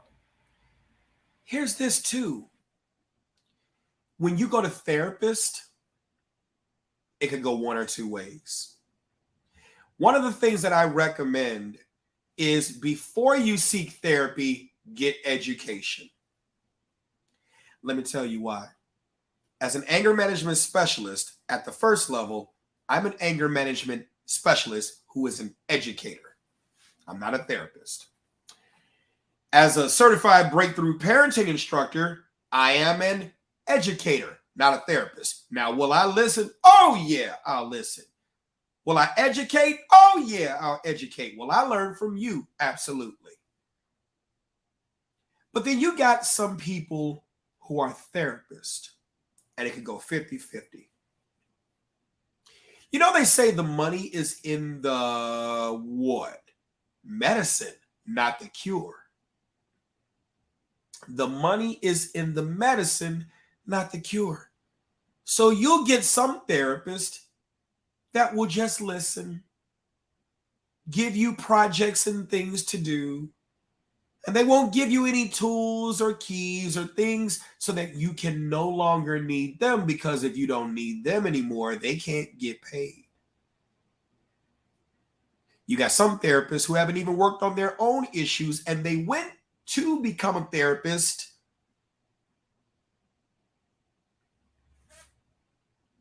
and then they promote certain ideals that still continue to allow the problem to persist. Those therapists have agendas. Those therapists have, girl, I know what you're talking about. I know what you're talking about. Screw him. You right. Or even some men who would do the same thing. You ever had somebody talk to you and kept you in your BS? They just agreed with everything you did. But then you got some wonderful therapists who will tell you, we're not going to be long. I'll be here to support you, but I'm going to help you fix your own stuff. And they have a plan to set you free from the nest. Does that make sense? They have a plan to set you free from the nest by giving you tools, tips, and things. That's why my program is only 10 weeks. Don't get me wrong. We got a group after that, but that's just to support you while you're doing the work. You're not going to be in this program forever. Let's talk about Maslow's hierarchy of needs. Deanna, I know this is going to be something that you are familiar with. Yeah. Right? Maslow's hierarchy of needs. Some people don't understand Maslow's hierarchy of needs. Remember, I said behavior is the symptom of a bigger problem. Thoughts, feelings, and what needs? 1954, Abraham Maslow, psychologist, came out with Maslow's hierarchy of needs. Here we got physiological, safety, love and belonging, esteem, and self-actualization. You telling your kid to do this and do this and do that, that's at the problem solving. That's all the way at the top. Since when have you ever been able to just start at the top of a pyramid? You got to always start at the bottom. These are your basic needs: physiological, breathing, food, water, sleep, homeostasis, which is the body's ability to regulate itself. Core temperature, 98.6 degrees, pulse ox somewhere in the 90s, blood pressure 120 over 80. You get what I'm saying?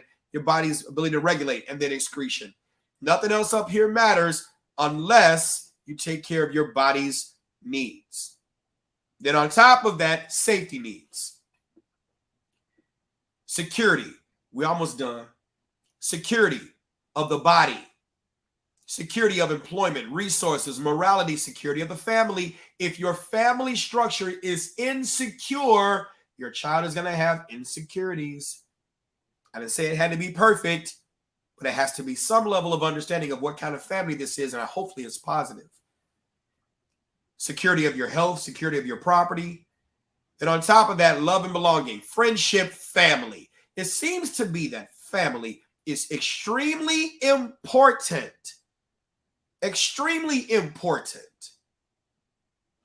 in the continuation of the ability to get to problem solving. Family matters. Family is supposed to be the first thing that shows you that you are loved, that you belong. If you're always telling, and then you're always using the word you, why, ugh, just those triggers sound insecure. That's not teaching, that's telling, that's dictating. And an insecure parent and an insecure child does not equal a secure environment. Insecurity plus insecurity does not equal security. Don't feel bad. You got good intentions. You just don't know. Associations, activities. Why do they turn to their friends and not to me? Because they can relate to their friends. As a teenager, they're going to go back to that same tantrum they had when they were younger, because a tantrum is, one, a child having a rough time, and two, them trying to gain a level of independence and separate themselves from those parental control mechanisms and structures. They're trying to find their own way, and that's okay. That's why it's important in the beginning to give them as much as you can give them so they can have those internal controls, so that when they go out there and try to establish something, they have what you taught them, not what you beat into them.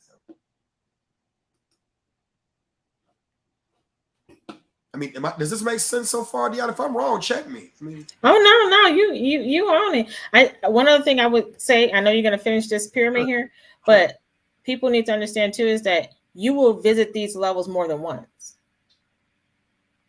You will clear it and come right back to it, because people have things that happen in their life where they have food insecurity, housing insecurity, employment insecurity.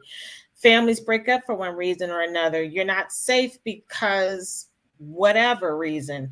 You don't have self-esteem. I gain weight, I lose weight, I lost my hair, or whatever. Like, you don't just clear a board, quote unquote, and you're good. You sometimes will even experience this all in one day, in 1 hour.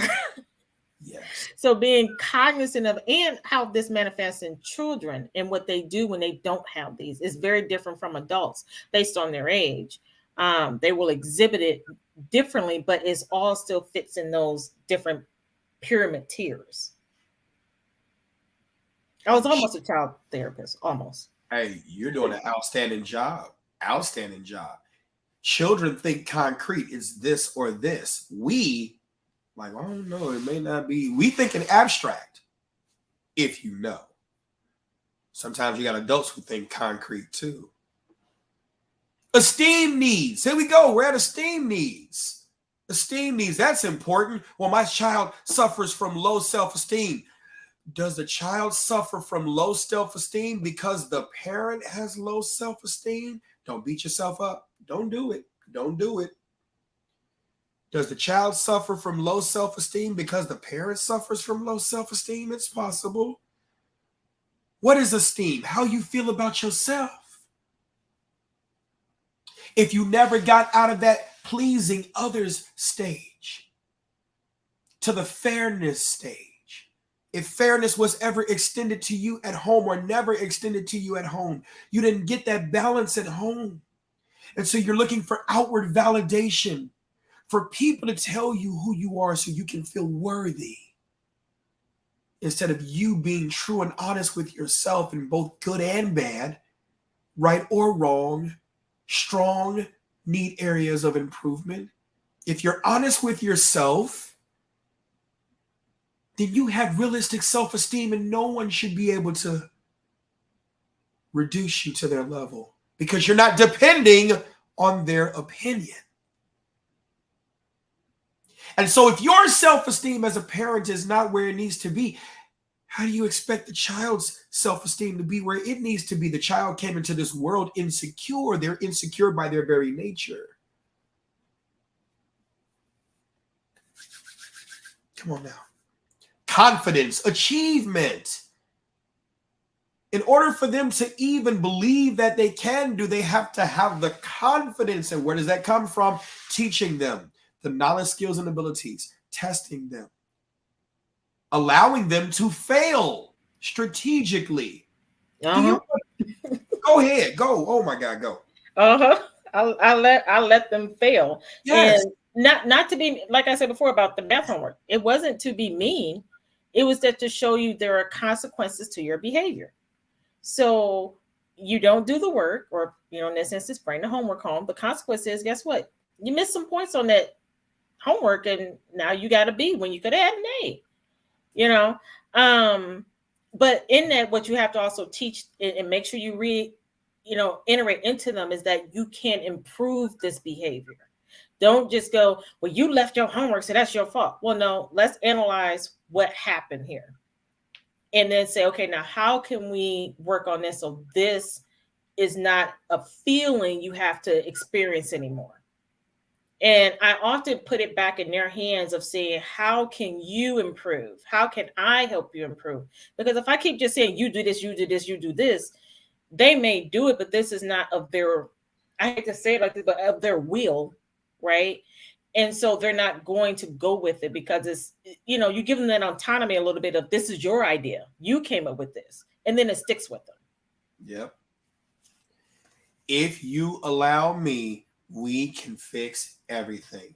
Identify the problem, understand the problem, analyze potential solutions, make a plan, follow the plan, evaluate the results. If it's cooperation, it's cooperation. Respect of others, respect by others. There's a lot of people who's looking for respect from others. You can do everything that can earn respect and still don't get it. But if you respect yourself, no one should be able to disrespect you, because if you look at the definition of respect, respect is a feeling that someone has that they're entitled to. You're not entitled to their feelings, so stop looking for respect. If you get it, great. If not, that's fine. Respect yourself. That's inner directed, not outer directed. And kids particularly confuse that with being liked. Yeah. So-and-so doesn't like me. And I tell my kids all the time, okay, but do they respect you? Meaning, will they respect your boundaries, respect your ideas? If they respect you, they don't need to like you. But if I can submit to you this, I think we use respect a little incorrectly. Okay. Notice I've been saying, this is the only time you've heard me mention throughout this entire time, respect. What words do I use? Acknowledge and honor. Mm-hmm. I acknowledge. Doesn't mean I agree. Doesn't mean I disagree. I acknowledge. And then I honor it. These are your wishes. I honor your wishes. Respect is how I feel. I mean, I like your wishes. I may not agree with what you're doing. I have the right to that. That's what I own. And I think that when you have parents who are insecure and living in the moment of their feelings, when the child doesn't feel the way the parent wants them to feel, the parent will try, you're going to respect me. Oh. Wait a minute, you mean to tell me I can't own my feelings if I don't like the fact that you're talking to me this way? I don't like the fact of that. Just like prime example, I'll give you the perfect example. Your daughter didn't like the options you gave her. And what did you say? That's okay. You allowed her to own the feelings about those options. But you stuck to your guns and you said, well, we can't move past this until we get a plan because this behavior is not acceptable. And if you want better outcomes, you're going to have to come up with a plan to do this so that you can get better outcomes. This is a problem that needs to be fixed. Does that make sense? Yep, exactly. And so that's why I'm very picky on using the word respect, because you got people who fight for respect. And there's a meme that goes around on Facebook. You may not like me, but one thing you gonna do is respect me. And I'm like, oh no, this is a downward spiral. I don't like that one. This is a downward spiral. If you fighting for another person's feelings, you're never going. You see what I'm saying? We have to allow a person to own and keep their feelings. Who are we to say that you have to like me? You have to respect me. No, you don't have to like me. You can totally dislike me. That's fine. And once we allow a person the right to own, and even that's fine, you don't like me, that's cool. Would it be too much trouble if we have a conversation on why? Now, you don't have to have this conversation if you don't want to, but I would like to understand, because maybe there's something I'm doing that supports why you don't like me. It could be a legitimate reason, and I may need to fix something I don't understand. So I value your feelings. Your feelings matter. And the thing is, I'll do what's called an accusation audit, which is addressing the elephant in the room. You may have come from a past where no one wanted to hear what you had to say. You may have come from a past where you felt your feelings were ignored by people who were supposed to care about your feelings. And so I know I'm a stranger. But if it's not too much trouble, can I hear the reasons you don't like me? Or you may not respect me? And I'm not fighting for those feelings, because you have a right to them. And who knows, at the end of this conversation, you may still not like me, and that's okay. You are entitled to that. I acknowledge your feelings. Can we have that conversation? Oh, man, it's going to start to pour. It's going to start to pour. And maybe it's, oh, okay, that was my fault. I'm sorry. I'm so sorry. I did not mean. You see what I'm saying? Understanding. And now it's like, you know what? I appreciate you for at least having this conversation with me, because you did what so many other people wouldn't even do. And that's at least allow me the opportunity to be able to pour that out. Yeah. Can we, I don't know if you're looking at your chat, but there's a couple of questions, a couple of good statements. Go ahead. That maybe, we can address. If you're talking about Tiffany, I always associated the word respect with demanding authority because of my past trauma. Whew. I know that if that's the statement that you're talking about, that's definitely one right there. I know you. Are you looking at the other one with Justia? No, the one right above, where she was asking if she could get help with her daughter having boundaries, because she doesn't respect boundaries. Okay. Yes. Let me see. Where is that at? And then she also had a statement about she gave people respect, but they couldn't give me the same amount of respect. Yes. Okay. So how can I help my daughter with boundaries? because she likes to cross people's bubble. Here's the question that I have. She can't understand what she isn't allowed to practice. Exactly. If she is not allowed to practice boundaries at the place where she should be able to fail and there is a lesson to follow instead of chastisement, she will go out into the world that doesn't owe her understanding with people who don't have to care, even though they should, but they don't have to care. And she will continue to be a habitual, like Charlie Murphy said, he is a habitual line stepper. Like they just cross boundaries. And I will tell you this, in our community, as a boy, can't speak for the girls, but as a black boy, you can't say no to your mama. You can't say no to your grandmama. If you got a daddy there, you probably can't say no to him. You can't say no to the aunties, to the cousins.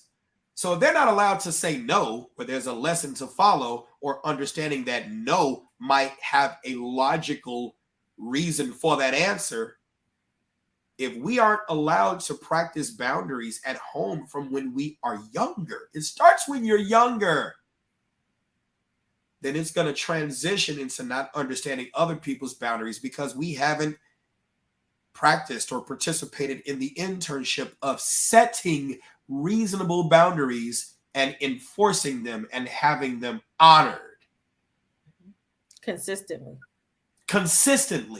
Yeah. No matter so where they're at. It starts at home, and not just with you, with your family members, because it truly takes a village. And if we just allow these kids to be kids, oh my God, we can learn so much from them. You said and yes. You do have to do that because, like, what I had to do, which worked for them, so everybody's different. But I would create these spaces. I started really small. There were these spaces in the room that not even I could go into, right? It'd be like a little corner, like where their toys are or whatever. And I would always ask them, can I come and touch your toys? Can I come and play with your toys? And if they told me no, I would say, okay, I won't do that, and walk away. Mm-hmm. And, as they got older, it expanded. But what it taught them was that you can create your own boundaries. And then when they would come into my room, they would always knock on the door. Can I come in your room? Yes or no. And it's, it's little things. And then as they got older, they got it and they understood, okay, you need to respect people's boundaries, not only in space, but in general, and ask for permission to engage in their world. And if they say no, respectfully say, okay, I won't do that, and then walk away. Especially if it's not an emergency, because as a kid that played with toys, you may not know that those toys could be in that corner because they're in a little prison, because they in this whole little city or Lego world. This could be or this could be the fort of security, and they're inside a little force field, and we keep them there for a reason. And then once this thing gets to this thing, then they can get out because they unlocked a certain level. We don't allow kids to have an imagination and to simply be kids. Just like when they were sitting there in that story, he has 5 imaginary friends he talks to. How many of us had imaginary friends? Ooh, y'all see all these little things behind me, Sonic and Tails? How many of us as kids actually had life? Like Toy Story is not just a Disney movie. For those of us that had a childhood, and for those of us who were in trauma too, toys were life. Oh yeah, I love my toys. I even, when I was in high school, did forensics. And I always loved prose, and I was always the one doing characters, because to me, that was my escape, was pretending to be somewhere else or be someone else or whatever, and so I got to act that out. But yeah, kids will often, and you've said this a few times, if you let a child be a child, they will help you help them. Yes. Like children children was life. I mean, toys were life. And when you're putting them through trauma, and then they create an alternative world to step into so as not to do anything crazy, then you're going to deny them of that too. Hence the reason I said about the games. She, unknowingly, out of fairness, she didn't know. I am almost willing to bet she didn't know what she was doing, even though she knew the actions that she was doing. You created a fixation, a habit, an addiction. And that was his alternate world. And then you told him no? How does that work? It doesn't. We're looking at Maslow's hierarchy of needs. The games replaced safety and love and belonging. His family was in the game. His security was in the game. His self-esteem was in the game. Does this make sense? It was in the game. When he won and felt good and did, it was in the game. So then you want to switch up? Oh no, we can't have that. And then as soon as he did what he did, he went right back to, man, I'm sorry for doing. I didn't mean to. Grandma, did my package come? That's a kid thing. That is totally a kid thing. They live in the now. You said don't have much family to lean on. And also, it's me and my mother-in-law living together. My dad doesn't live close. I'm curious as to what other habits your mother-in-law do to support these things, because it's going to take a village. You said she also doesn't care if someone touches her toys. I let her play with her toys and imagine, but she is okay with anyone joining in. That's good. Other kids in her class aren't like that. Do you want to join this parenting class so you can learn some more tools and tips? And get resources from other people who might be in your situation. Healthy relationships are not just that. They have to be created. They have to be formed. Does that make sense? Melissa. My only concern with the case that made me think he had a mental issue was the animal abuse when he was only 4. You know how many kids do sometimes crazy things to animals where they have to be taught how to actually care for an animal? See, there's a lot from this story that we don't know. Notice they didn't say anything about the mom and any treatment or mistreatment or any DCFS involvement, if any school reports. There's a lot from this that we don't know. And I'm going to tell you this, Miss Mann matters. Her trauma matters. What happened to her did not need to happen. It should have never happened. But I am not going to ignore, because of the tragedy of this situation, the many different things in the picture that could have resulted in this, because he didn't just wake up and decide to do this. He didn't just wake up and decide to do this. Even though he did wake up and decide to do it. But he didn't just wake up and decide to do it. This was build-up. This was build-up.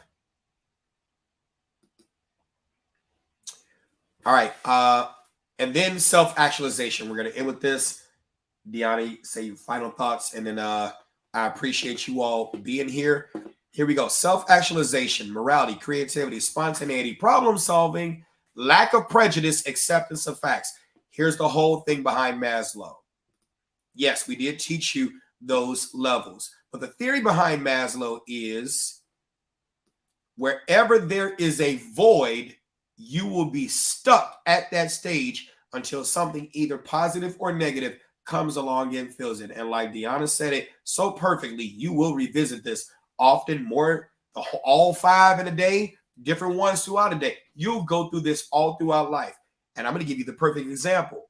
You got to eat every day, multiple times throughout the day. So you're going to revisit physiological all the time.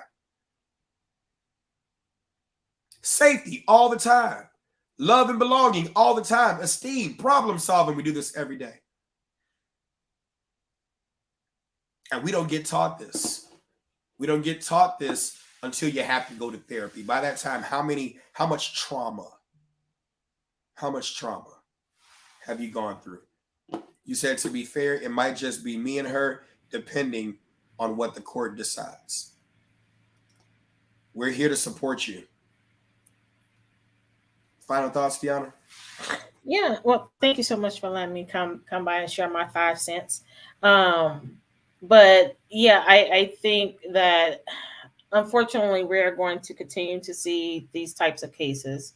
I more recently heard of a father who was also shot and killed by his teenage sons over him taking their laptops.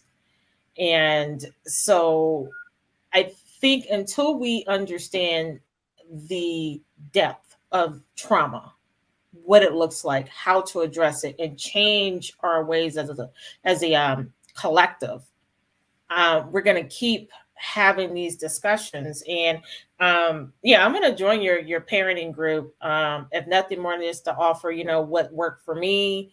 And hey, I could still learn too. I mean, I have great nieces and nephews and all that to don't have greats already. Anyway, to bring up, and so I can always learn, more tools. The more tools in the toolbox, the better the builder, right? So Absolutely. So yeah, I thank you for letting me be here and share my thoughts. And I thank you for everything you do, because these discussions need to be had. We need to have these forums more often to just be and try to find solutions together. Yes, outstanding. Thank you very much. Appreciate you. And yeah, you're definitely welcome. Yes, anybody, I know the link was just up here for the parenting class. This is the parenting program group, right? The parenting program group. You can just hit that link and then feel free to join right on in. If you're watching on all the platforms, Instructor Mike, Dad, I Wish I Knew, Facebook, please make sure you hit the like and subscribe button, all that great stuff. They didn't have to lose their life. They didn't have to lose their life. Both of those, Miss Mann and her son, their life mattered. Still does. And we got to take these situations and learn from them. Let's do the best that we can not to create addictions. And then when things go awry, you have an adult tantrum that causes you to do things toward your child. Because it's not their fault. They're only giving back to you what you gave to them.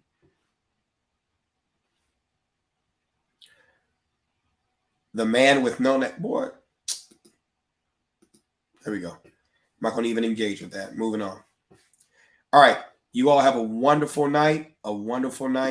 And we will definitely talk soon. We definitely will talk soon.